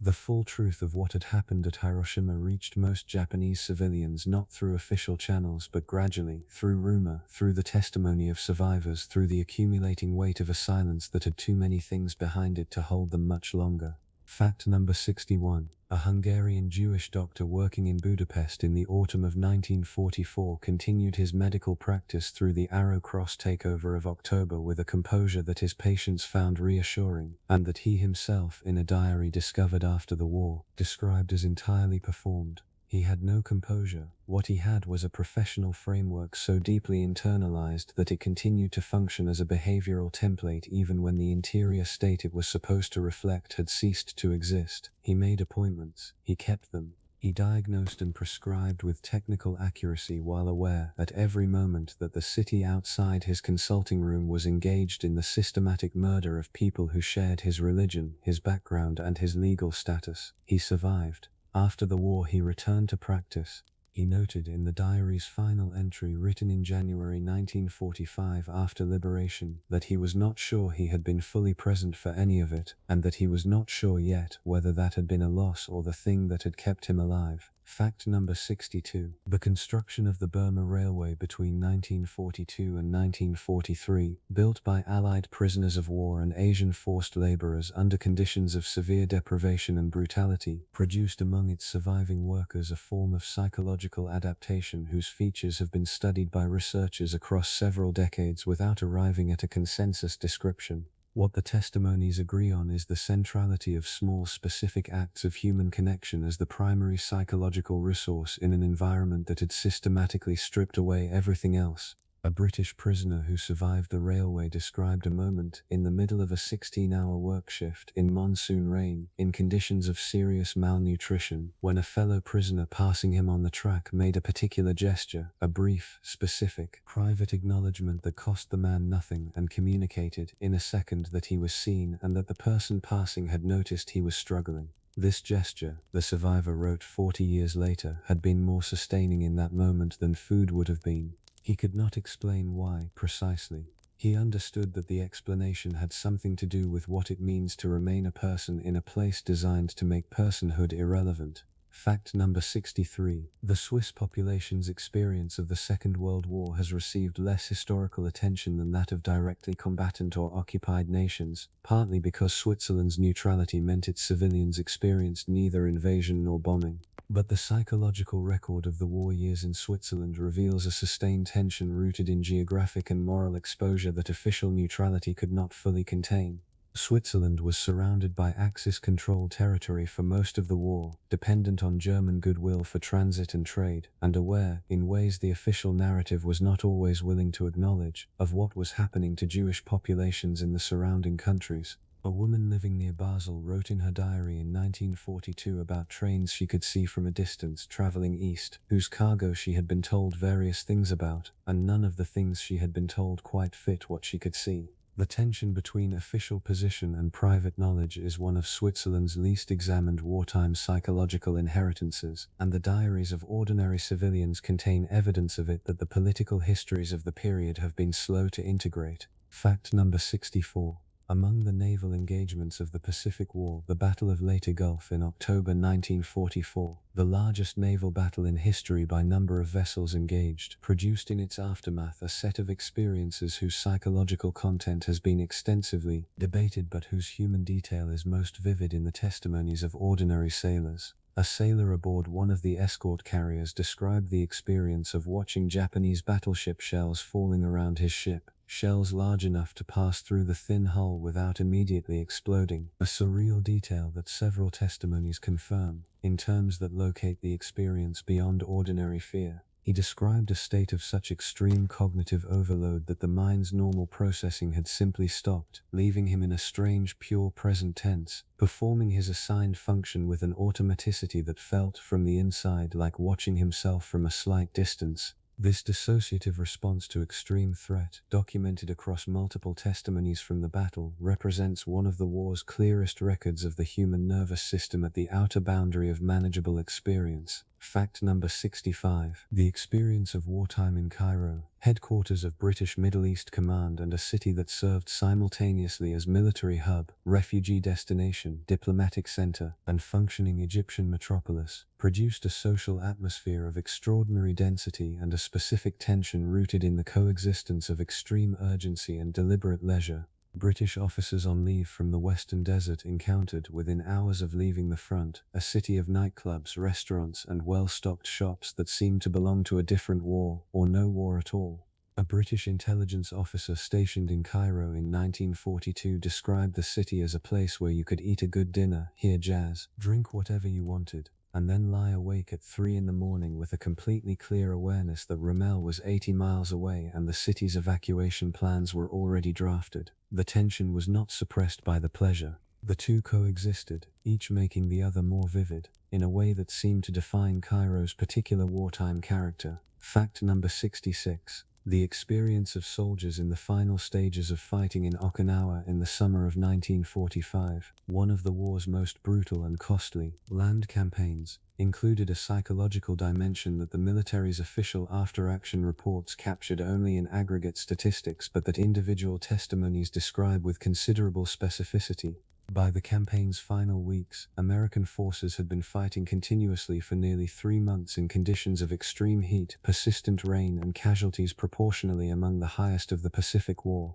What the testimonies describe from this period is not primarily fear, though fear was present, but something that several veterans independently characterized as a kind of moral fatigue. A depletion not of physical resources but of the capacity to sustain the emotional distinctions that combat requires, the difference between acceptable violence and unacceptable violence, between military necessity and something else, between the enemy and the civilian population caught between the armies. These distinctions require cognitive and emotional resources to maintain, and those resources after 3 months of continuous fighting were running very low. Post-war investigators documented a number of incidents from the Okinawa campaign's final weeks that reflected this depletion. The veterans who testified about them described not the passion of atrocity but the exhaustion of it. Fact number 67. A French school teacher in the village of La Chambon-sur-Lignon, a Protestant Huguenot community in the Massif Central that sheltered an estimated 3,000 to 5,000 Jewish refugees between 1940 and 1944 under the leadership of Pastor André Trocmé, described the community's experience of that period in terms that cut against the heroic narrative that later attached to it. She did not deny the significance of what the village did. She insisted on its ordinariness. People hid refugees because it was the thing to do. They were frightened, they were sometimes betrayed.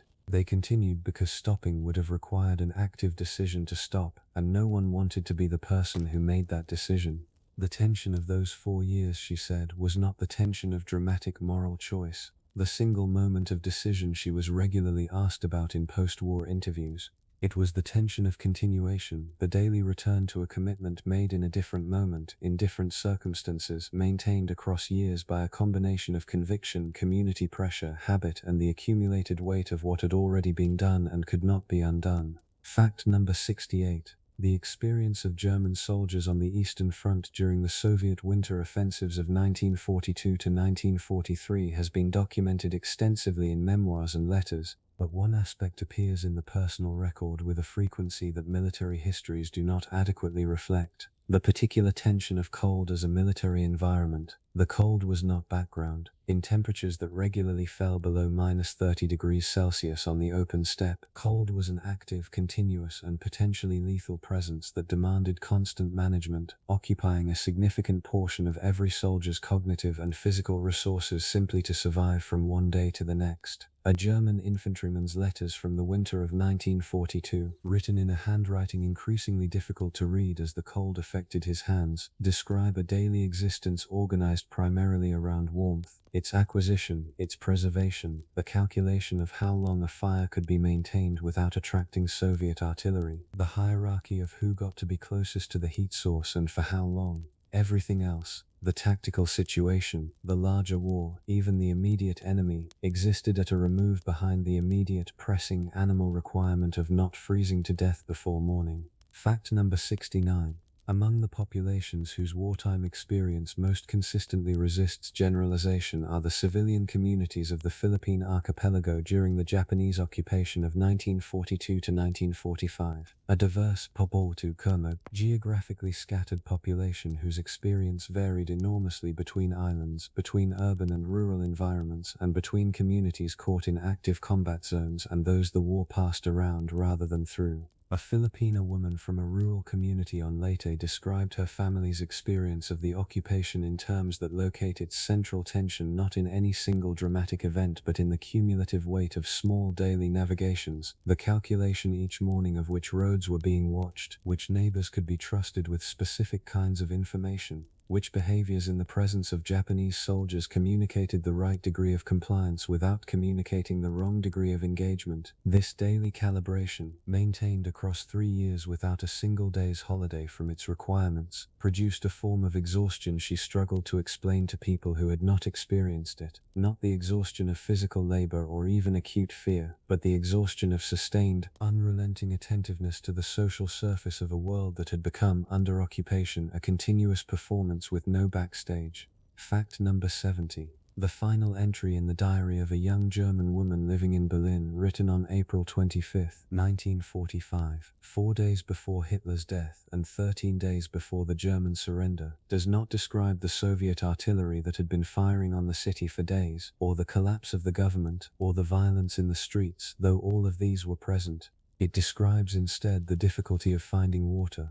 The building's pipes had been damaged, and she had spent part of the day locating a functioning pump several blocks away, carrying water back in whatever containers she had available, and considering the problem of how long her remaining food supplies could be stretched. The entry is written with the same matter-of-fact quality as entries from years earlier describing the difficulty of finding particular rationed goods or managing a household on reduced coal allocation. The war in its final days had been compressed by necessity into its most basic terms, and the human mind, even in Berlin, even in April 1945, even with Soviet troops in the outer suburbs, had retained its extraordinary capacity to organize experience around immediate, solvable problems, and to find in that organization, however temporary, something that functioned as stability. Fact number 71. A British Army psychiatrist attached to a field hospital in northwestern Europe in the winter of 1944 to 1945 kept detailed case notes that were eventually deposited in the Wellcome Collection in London, one of the more unsparing records of combat psychology from the war's final phase. What distinguishes his notes from official medical documentation is their attention to a phenomenon he called, in his own informal shorthand, the second collapse, the psychological deterioration that occurred not during sustained combat but in its immediate aftermath, when the operational pressure that had been holding a soldier's functioning together was suddenly removed, and the mind, released from the necessity of performing, began to process what it had been deferring.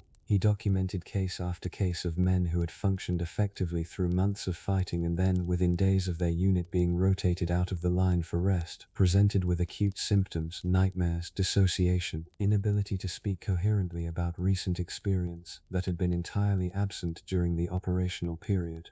The implication was that the adaptation allowing soldiers to function in combat was not the same thing as psychological health, and that the removal of operational stress did not reveal a recovered soldier but sometimes, instead, the full cost of what the operational stress had been suppressing. Fact number 72. The experience of being a foreign national in an enemy country at the outbreak of war, caught by the speed of declarations between states in cities far from home, with no immediate means of departure, and an overnight transformation from guest to enemy alien, was shared by thousands of people across both sides of the conflict. A German academic who had been on a visiting fellowship at Oxford when war was declared in September 1939 described the experience in a memoir with dry precision that captures its particular absurdity. He had been having lunch in a college hall when the announcement came, and he recalled looking at the faces of colleagues he had known for a year and watching, with fascinated horror, the slight but unmistakable adjustment in their expressions, not hostility, not quite, but a recalibration of the social relationship whose terms had just been fundamentally altered by a political event neither of them had chosen. He was interned on the Isle of Man for several months, released on the recognition that his anti-Nazi credentials were genuine, and spent the remainder of the war contributing to British intelligence work. He wrote that the lunch had never quite ended in his memory, the moment of recalibration in his colleagues' faces remaining more vivid than anything that followed. Fact number 73. The role of the military scout, the soldier tasked with moving ahead of the main force to gather information about terrain, enemy positions, and route conditions, produced a psychological experience whose specific qualities have been documented across multiple theaters and nationalities with remarkable consistency. The scout's function was defined by separation. He operated at a distance from the unit that constituted his social and emotional support structure, in territory that was either uncleared or actively held by the enemy, with the requirement to gather information without being detected and to return with it intact. A Canadian scout who served in Italy described the experience of operating ahead of his unit as a state of pure clarified attention, a narrowing of consciousness to the immediate environment so complete that everything outside the sensory field simply ceased to register.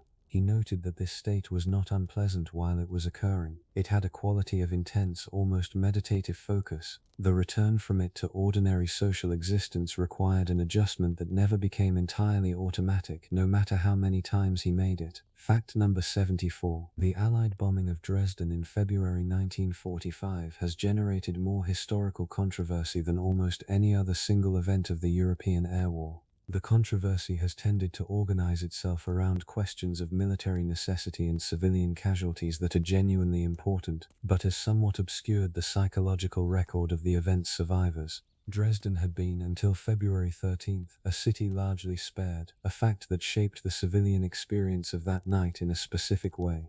The city's population included large numbers of refugees from the east, people who had already been displaced once by the war's advance and who had arrived in Dresden partly because of its reputation as a safe destination. The bombing's effect on this population, people who had survived one set of extreme experiences and were in the process of adjusting to a relatively stable environment, was therefore not simply the effect of sudden violence on an unprepared civilian population. It was the effect of sudden violence on people who had already reorganized their psychology around survival once and who were now required to do so again, from a lower psychological baseline, with fewer resources, and with the specific additional weight of having believed briefly that they had reached safety.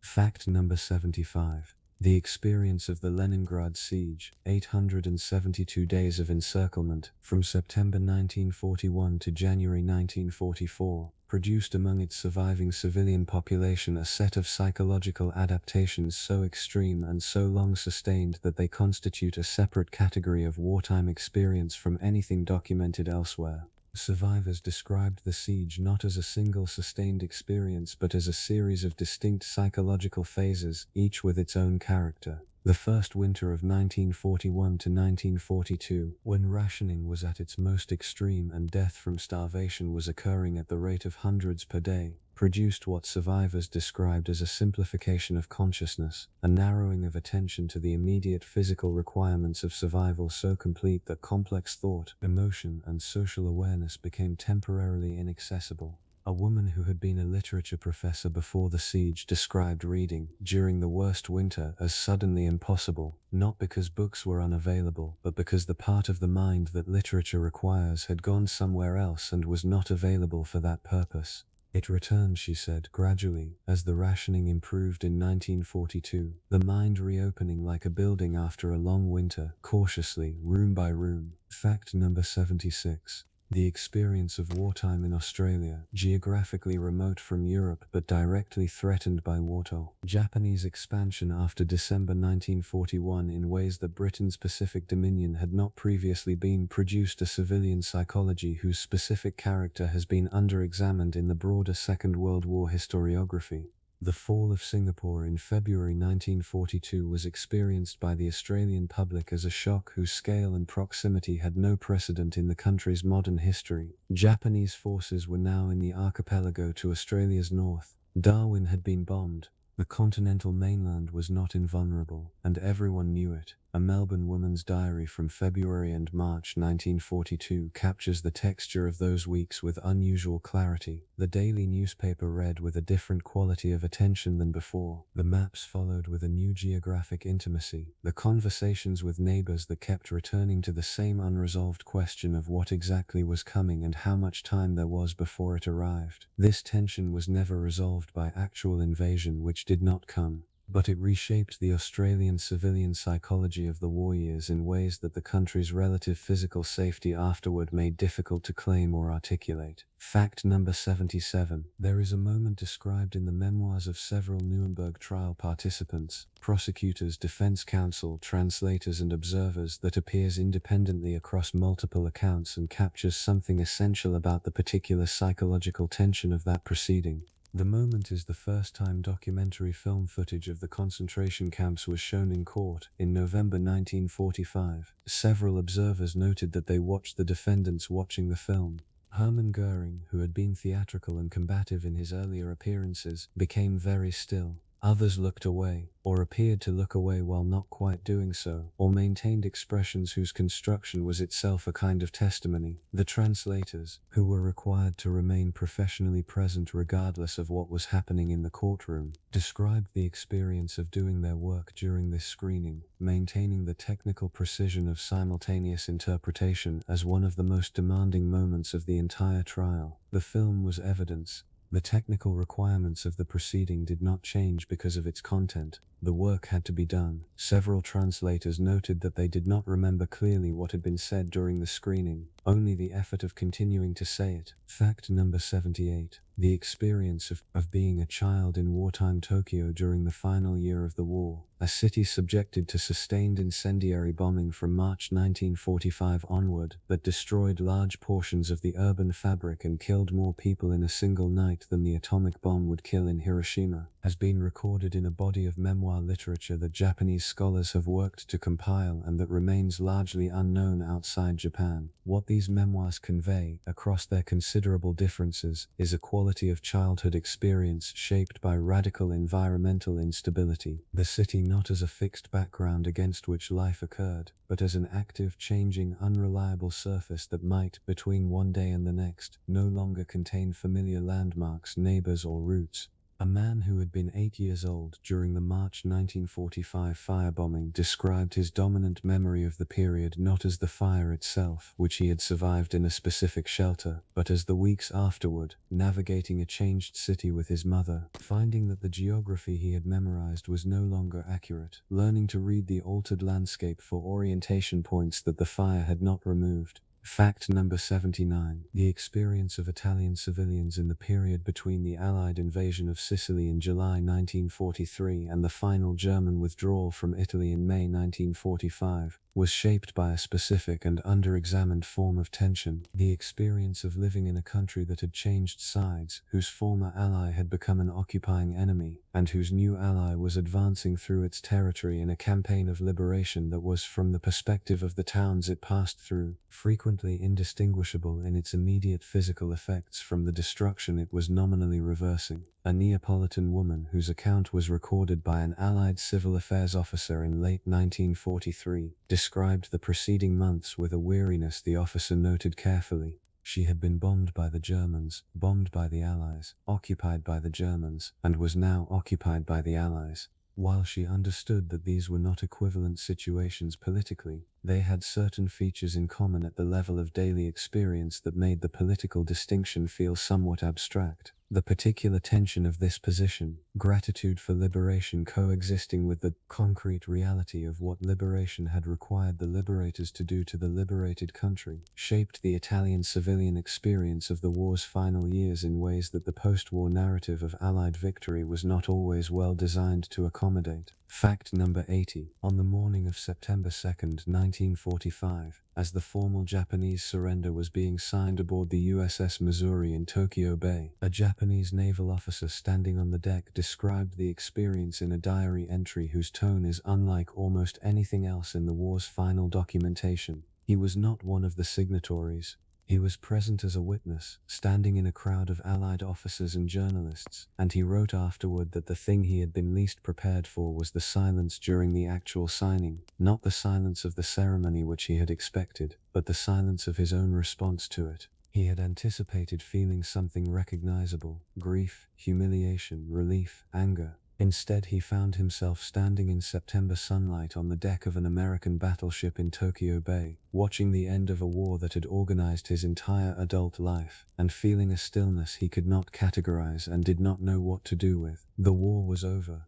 The fact did not yet have an emotion attached to it. He stood in the sunlight and waited for the emotion to arrive, and the diary ended there, mid-sentence, as though the waiting itself had become the answer. Fact number 81. A Polish underground courier named Elżbieta operated between Warsaw and Krakow throughout 1943, carrying documents concealed in the lining of a coat she had worn so many times on the same route that its wear patterns had become part of her cover. A woman who traveled regularly, whose coat looked exactly like the coat of a woman who traveled regularly. She was stopped at checkpoints dozens of times. She was never searched thoroughly enough to find what she was carrying. She attributed this, in a post-war account, not to luck but to the absolute necessity of having nothing in her demeanor that invited closer examination. She had trained herself, over months, to think during checkpoints only about the surface narrative, where she was going, whom she was visiting, what she would eat when she got there, because she had observed that people whose minds were elsewhere during searches had a quality of distraction that trained security personnel recognized.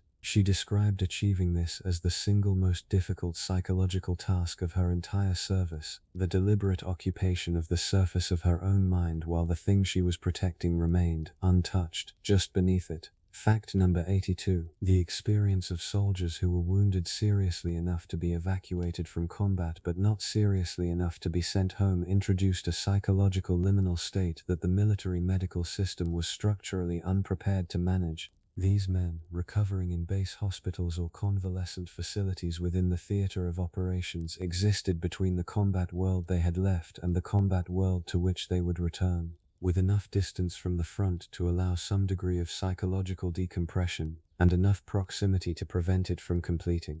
A British soldier recovering from a leg wound in a Naples hospital in the winter of 1943 described this position in letters home with rueful clarity. He was safe, he was being well treated, the nurses were kind, the food was better than anything he had eaten in months, and he spent most of his waking hours in a state of low-grade dread that had no immediate object, because the immediate object was still several weeks away but perfectly visible on the horizon of his recovery.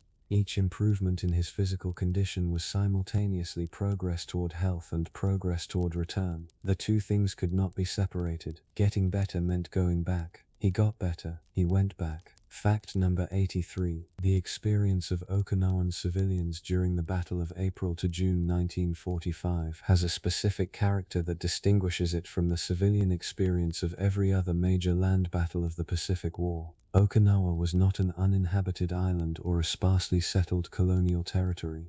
It was a densely populated civilian community, approximately 450,000 people, caught between two armies in a confined geographic space with no possibility of evacuation and no reliable means of identifying which direction safety lay, because both directions contained organized forces capable of killing them. A survivor who had been 14 years old during the battle described hiding in a cave system with her family and a group of neighbors for 3 weeks, listening to the battle move above and around them, making decisions about when to move and when to stay based on information so fragmentary and unreliable that the decisions were essentially random, and knowing, the entire time, that the randomness was not a problem that could be solved, but simply the condition under which survival had to be attempted.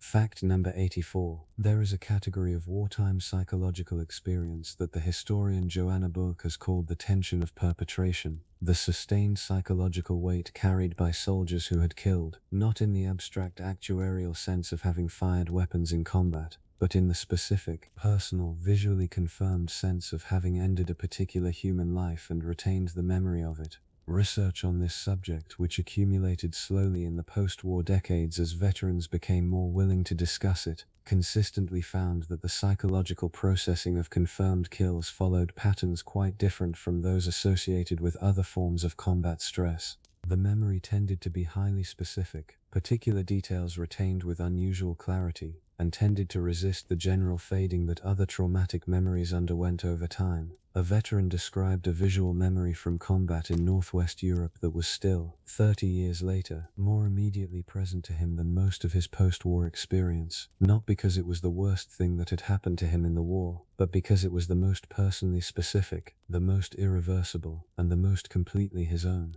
Fact number 85. The British government's decision to continue normal taxation throughout the war, income tax, purchase tax, excess profits tax, all maintained and in some cases increased, had a psychological dimension that the economic histories of the home front rarely examine.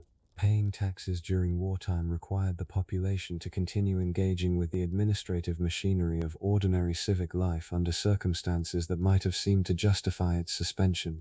The government's insistence on maintaining that engagement was partly deliberate. The continued functioning of civic obligation was understood, at some level of policy, as a component of national psychological coherence. a Birmingham factory worker whose income was being taxed at rates that left significantly less disposable income than before the war, described, in a mass observation interview, an attitude toward the taxation that was complicated and not entirely resentful. Something about the persistence of normal obligation in abnormal circumstances that he found, despite its cost, faintly reassuring. The machinery of ordinary life was still running. The government still expected things from him. The expectation itself was a form of continuity that he had not previously thought to value. Fact number 86. Among the stranger social phenomena of the war's final months in Germany was the behavior of the Nazi Party's local administrative apparatus. The block wardens, district leaders, and local officials who had spent years enforcing compliance, reporting dissent, and maintaining the ideological infrastructure of the regime, in the weeks before Allied forces arrived in their communities. The documentary record of this period reveals a spectrum of behavior ranging from continued fanatical enforcement of regime directives to rapid, opportunistic reinvention as ordinary citizens who had merely been doing administrative jobs. A Bavarian village schoolteacher who had been an enthusiastic local party official throughout the war described, in denazification testimony, a process of personal reinterpretation so rapid and so complete that he appeared to believe it himself, the ideological commitments of the preceding 12 years having been, apparently, available for revision on a timeline measured in days. Allied civil affairs officers encountered this phenomenon repeatedly and developed, over time, a largely skeptical but pragmatic approach to it. They needed functioning local administration and had to work with what was available, which was frequently people whose recent history made their current cooperation an exercise in motivated flexibility rather than genuine conversion. Fact number 87. The experience of Jewish survivors in the displaced persons camps of post-war Europe. The hundreds of thousands of people who had survived the camps, the ghettos, the forests, and the hiding places of the Nazi occupation and now existed in a strange administrative limbo, produced a psychological condition whose specific features have been studied extensively but whose fundamental quality resists summary. A survivor interviewed by a Jewish welfare organization in the American zone of Germany in late 1945 described a state of being that was not recovery and not continuation of the wartime experience, but something in between, a suspended animation in which the acute terror of the war years had subsided, but nothing had yet arrived to replace it except the vast echoing absence of the world that had existed before the war and no longer did. She described waking each morning in the camp with a brief, disoriented interval before the knowledge of where and when she was reassembled itself. And she said that the interval, rather than being distressing, had come to feel like the most honest part of the day, the moment before the losses were remembered, when the mind had not yet caught up with what the war had done. Fact number 88. The post-war silence of many veterans, their systematic refusal to discuss combat experience with family members, their redirection of questions about the war into brief, deflecting answers that closed rather than opened the subject, has been interpreted in various ways by historians, psychologists, and the families who experienced it. A British veteran of the Italian campaign who did not discuss the war with his family for 30 years, and then at the age of 68 began speaking about it to a local oral history project, described his silence not as repression in the clinical sense, the forcible suppression of something demanding expression, but as a considered judgment about audience. He had not been unable to speak. He had been unable to find anyone to speak to who would understand what was being said rather than what they expected to hear. The oral history project had provided the first context in which the two things seemed likely to coincide. He talked for 3 hours. The interviewer noted that he seemed, at the end of it, not lighter exactly but more complete, as though a long-running account had finally been balanced. Fact number 89. The experience of the war's end arrived differently depending entirely on where a person was and what the preceding years had contained. For a civilian in London, VE Day on May 8, 1945 arrived in a city that had been living under the possibility of destruction for nearly 6 years, and expressed its relief with a physicality and collective abandon that the more restrained years of the war had made impossible. For a soldier in a forward unit still clearing pockets of German resistance on that same day, the end arrived in the middle of an operation whose tactical requirements did not pause for the political calendar. The ceasefire, when it came, produced an abrupt cessation that several veterans described as almost impossible to process in real time. For a prisoner in a Japanese camp who did not learn of the surrender for days or weeks after the fact, the war's end arrived as rumor, then as changed behavior in guards, then as a reality that had to be approached carefully, because the gap between hoping it was true and knowing it was true had over years become a gap worth protecting. The war ended once, it ended 1,000 different ways. Fact number 90. The long-term psychological legacy of the Second World War's sustained tension is documented unevenly, but documented enough to support certain broad observations.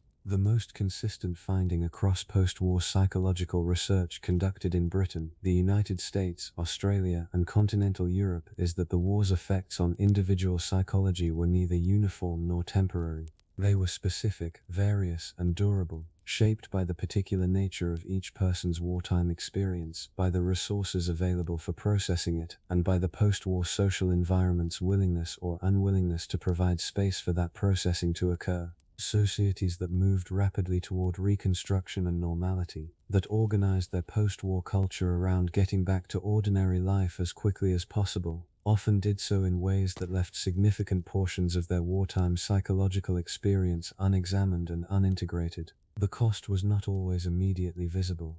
It appeared in elevated rates of anxiety disorders, in family dynamics shaped by things that could not be discussed, in the specific inherited vigilance of children and grandchildren who had absorbed, without being told, the emotional residue of experiences they had not directly shared. The war did not end in 1945. For many of the people it touched, it ended slowly, partially, and privately, in the years and decades that followed, and for some, it never entirely ended at all. Fact number 91. A Japanese civilian woman living in Nagasaki who had survived the atomic bombing of August 9, 1945, gave testimony to a medical research team in 1948 that has been cited in the literature on nuclear trauma for its unusual quality of precise, unemotional observation. She described the moment of the bomb's detonation not as an explosion in any conventional sense, but as a sudden total replacement of the existing world by a different one.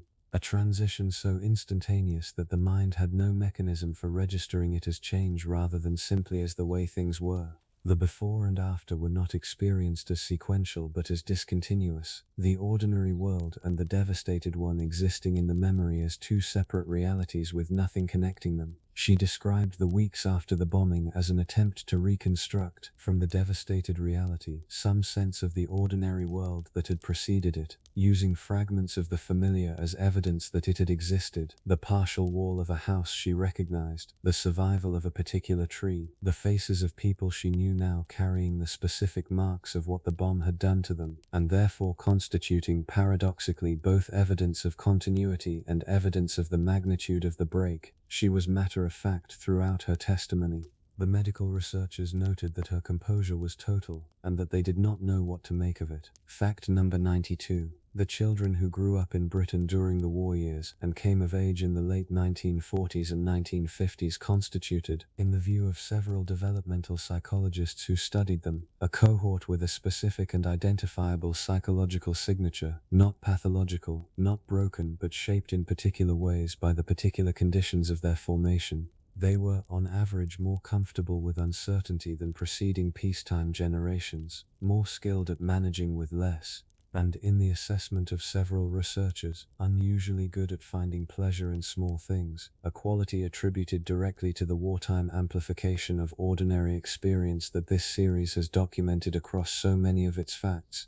They were also, on some measures, more emotionally self-contained than might have been ideal. The internal regulation of anxiety learned in childhood persisting into adult life as a default mode that sometimes made the expression of vulnerability difficult. The war had made them capable, and it had cost them something in the making. This is not a unique observation about wartime generations. It may be the most universal thing that can be said about what sustained collective hardship does to the people who survive it. It builds something and removes something simultaneously, and the two transactions cannot be separated. Fact number 93. The experience of former resistance fighters returning to civilian life after liberation produced, across occupied Europe, a set of social and psychological complications that the celebratory atmosphere of liberation was poorly designed to absorb. These men and women had spent months or years operating at the extreme edge of clandestine action, making decisions whose consequences included other people's deaths, managing networks whose security required them to know as little as possible about their colleagues, maintaining cover in circumstances where cover failure was fatal. A Belgian resistance member who returned to her pre-war job as a bank clerk in the autumn of 1944 described the transition with a bleakness she qualified carefully. She was glad the war was over. She was glad the occupation was ended. And she also found, to her genuine surprise, that the work she had done during the occupation had organized her sense of herself so completely that the person who sat at the bank clerk's desk felt like a much earlier version of herself who had been waiting, preserved for a present that no longer quite fit her. Fact number 94. The psychological experience of the war's end in the Pacific, VJ Day, August 15, 1945, was shaped for the Japanese civilian population by the specific medium through which the surrender was communicated, the Emperor's radio broadcast. It was the first time most Japanese had heard Hirohito's voice, delivered in a formal court Japanese whose archaic register many civilians could not fully understand and had to have explained to them by those with more classical education.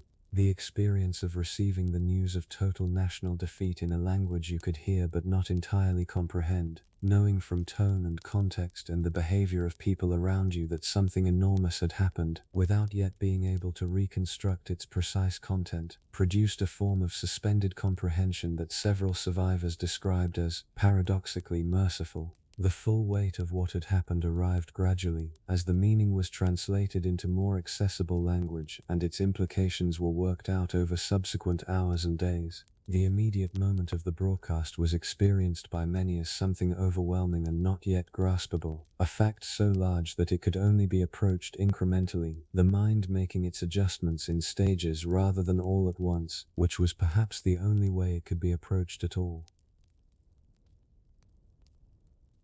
Fact number 95.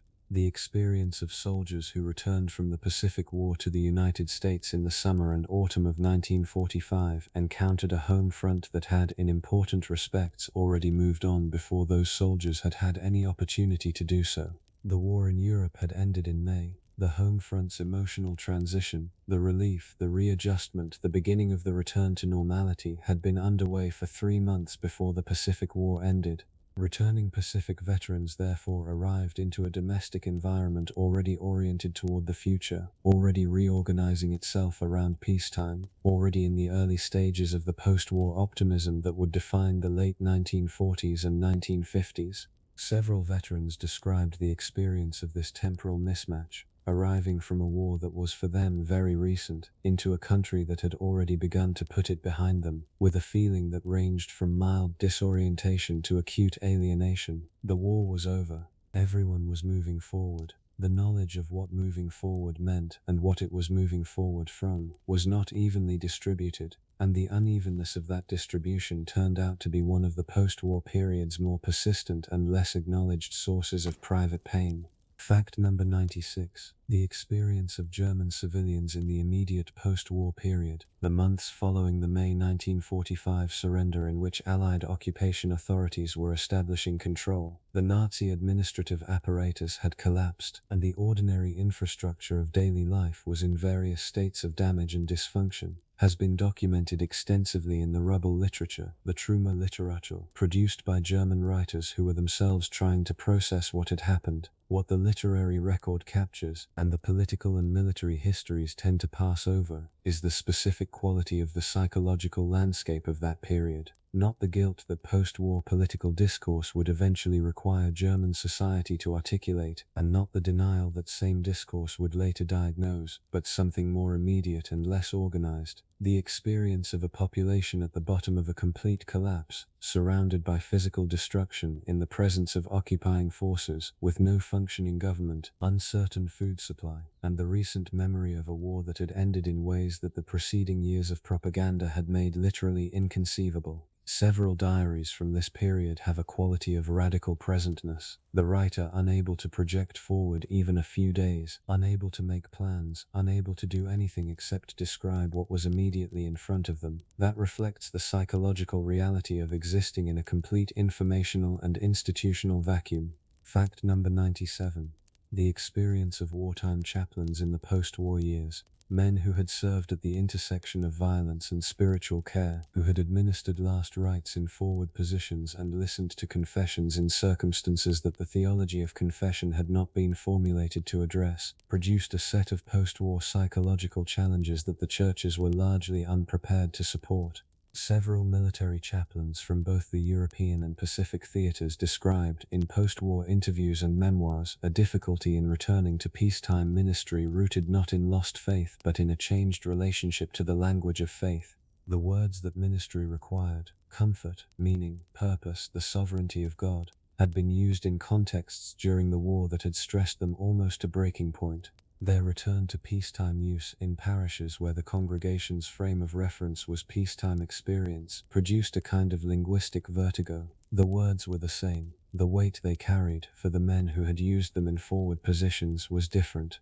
And the gap between that weight and the weight the congregation brought to them was one that pastoral care provided no specific mechanism for bridging. Fact number 98. The question of what the war had been for, the meaning to be assigned to 6 years of global destruction, 50 to 80 million deaths, and the comprehensive reorganization of the world's political geography, was not a question that most survivors spent much time asking in the immediate post-war years. People were busy. The reconstruction of daily life was demanding and absorbing. The future required attention that the past was not going to receive if there was any choice about it.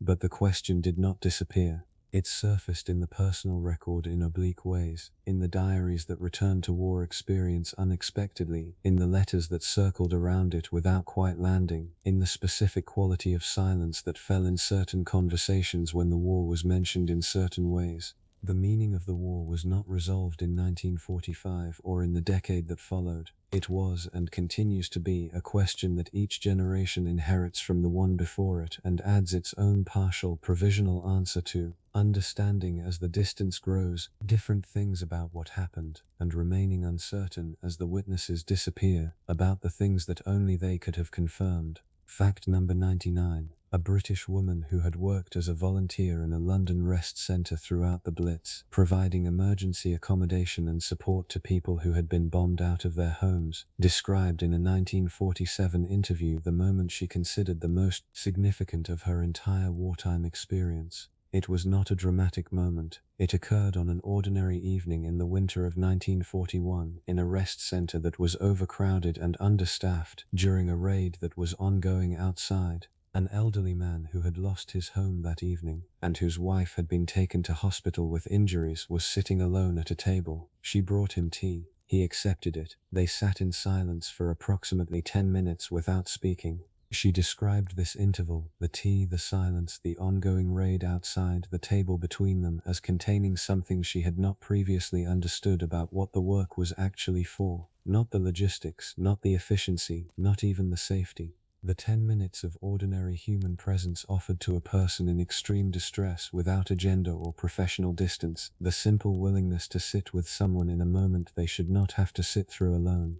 She said she had not remembered any of the dramatic nights of the Blitz as clearly as she remembered those 10 minutes, and she could not explain why, except to say that those 10 minutes had felt at the time and in memory like the truest thing the war had required of her. Fact number 100. The children born during the final years of the war, the babies of 1943, 1944, and 1945, whose earliest experiences coincided with the war's most intense final phase, grew up in households shaped by a tension their parents were in the process of putting down as those children developed the capacity to perceive it. This cohort occupied a specific position in the war's psychological history, too young to carry direct memories of the war itself, old enough to have formed in an environment whose emotional atmosphere was unmistakably wartime. Post-war developmental research identified measurable differences between this cohort and children born after the late 1940s, a slightly elevated baseline anxiety, a specific attunement to parental emotional states, a tendency toward vigilance in unfamiliar environments, that researchers attributed to the emotional environment of the earliest years rather than to any direct wartime experience. The war's psychological transmission did not require direct experience. It required only proximity to the people who carried it, parents whose bodies had been living inside sustained tension for years, whose nervous systems had been recalibrated by that experience, and whose children, in the ordinary intimacy of infancy, had learned to read those bodies with a precision that left its own quiet marks. Fact number 101. The last entry in a mass observation diary submitted by a London woman, the same woman whose first entry in September 1939 had described the strangeness of sandbags around familiar buildings and the odd preliminary silence of the first days of the war, was written in August 1945. It is not a dramatic entry. She notes the weather, which was good. She describes a walk she took in the evening through a neighborhood she had walked through many times during the war, and that looked, now, more or less as it had always looked, except for the gaps. The gaps were where the bombed buildings had been. She had stopped noticing them during the war. They had become part of the landscape, unremarkable, integrated into her mental map of the area as simply the way things were. Now, with the war over, she noticed them again, as absences, as evidence of what had happened, as the specific shapes of things that were no longer there. She found, she wrote, that this second noticing was harder than the first, not because the destruction was new, but because the end of the war had removed the frame that had made it bearable, the context of ongoing emergency that had given the gaps a function and a meaning. They were just gaps now. She walked home, she made tea. She sat down and wrote about it with the same careful, observant attention she had brought to 6 years of ordinary days in extraordinary times, and then she closed the diary, and the record ends. There is a particular kind of courage that never receives a medal, not because it is less real than the courage recognized in citations and ceremonies, but because it is too continuous, too ordinary, and too widely distributed to be extracted from the texture of daily life and held up for examination. It is the courage of the person who got up again, who made the tea again, who wrote the letter again, who performed the role again when the interior state the role was supposed to reflect had long since been replaced by something more complicated and less presentable. The facts in this series have tried to locate that courage, not in its dramatic manifestations but in its quiet, sustained, unremarkable ones, which were in aggregate the thing that held the world together during its worst years.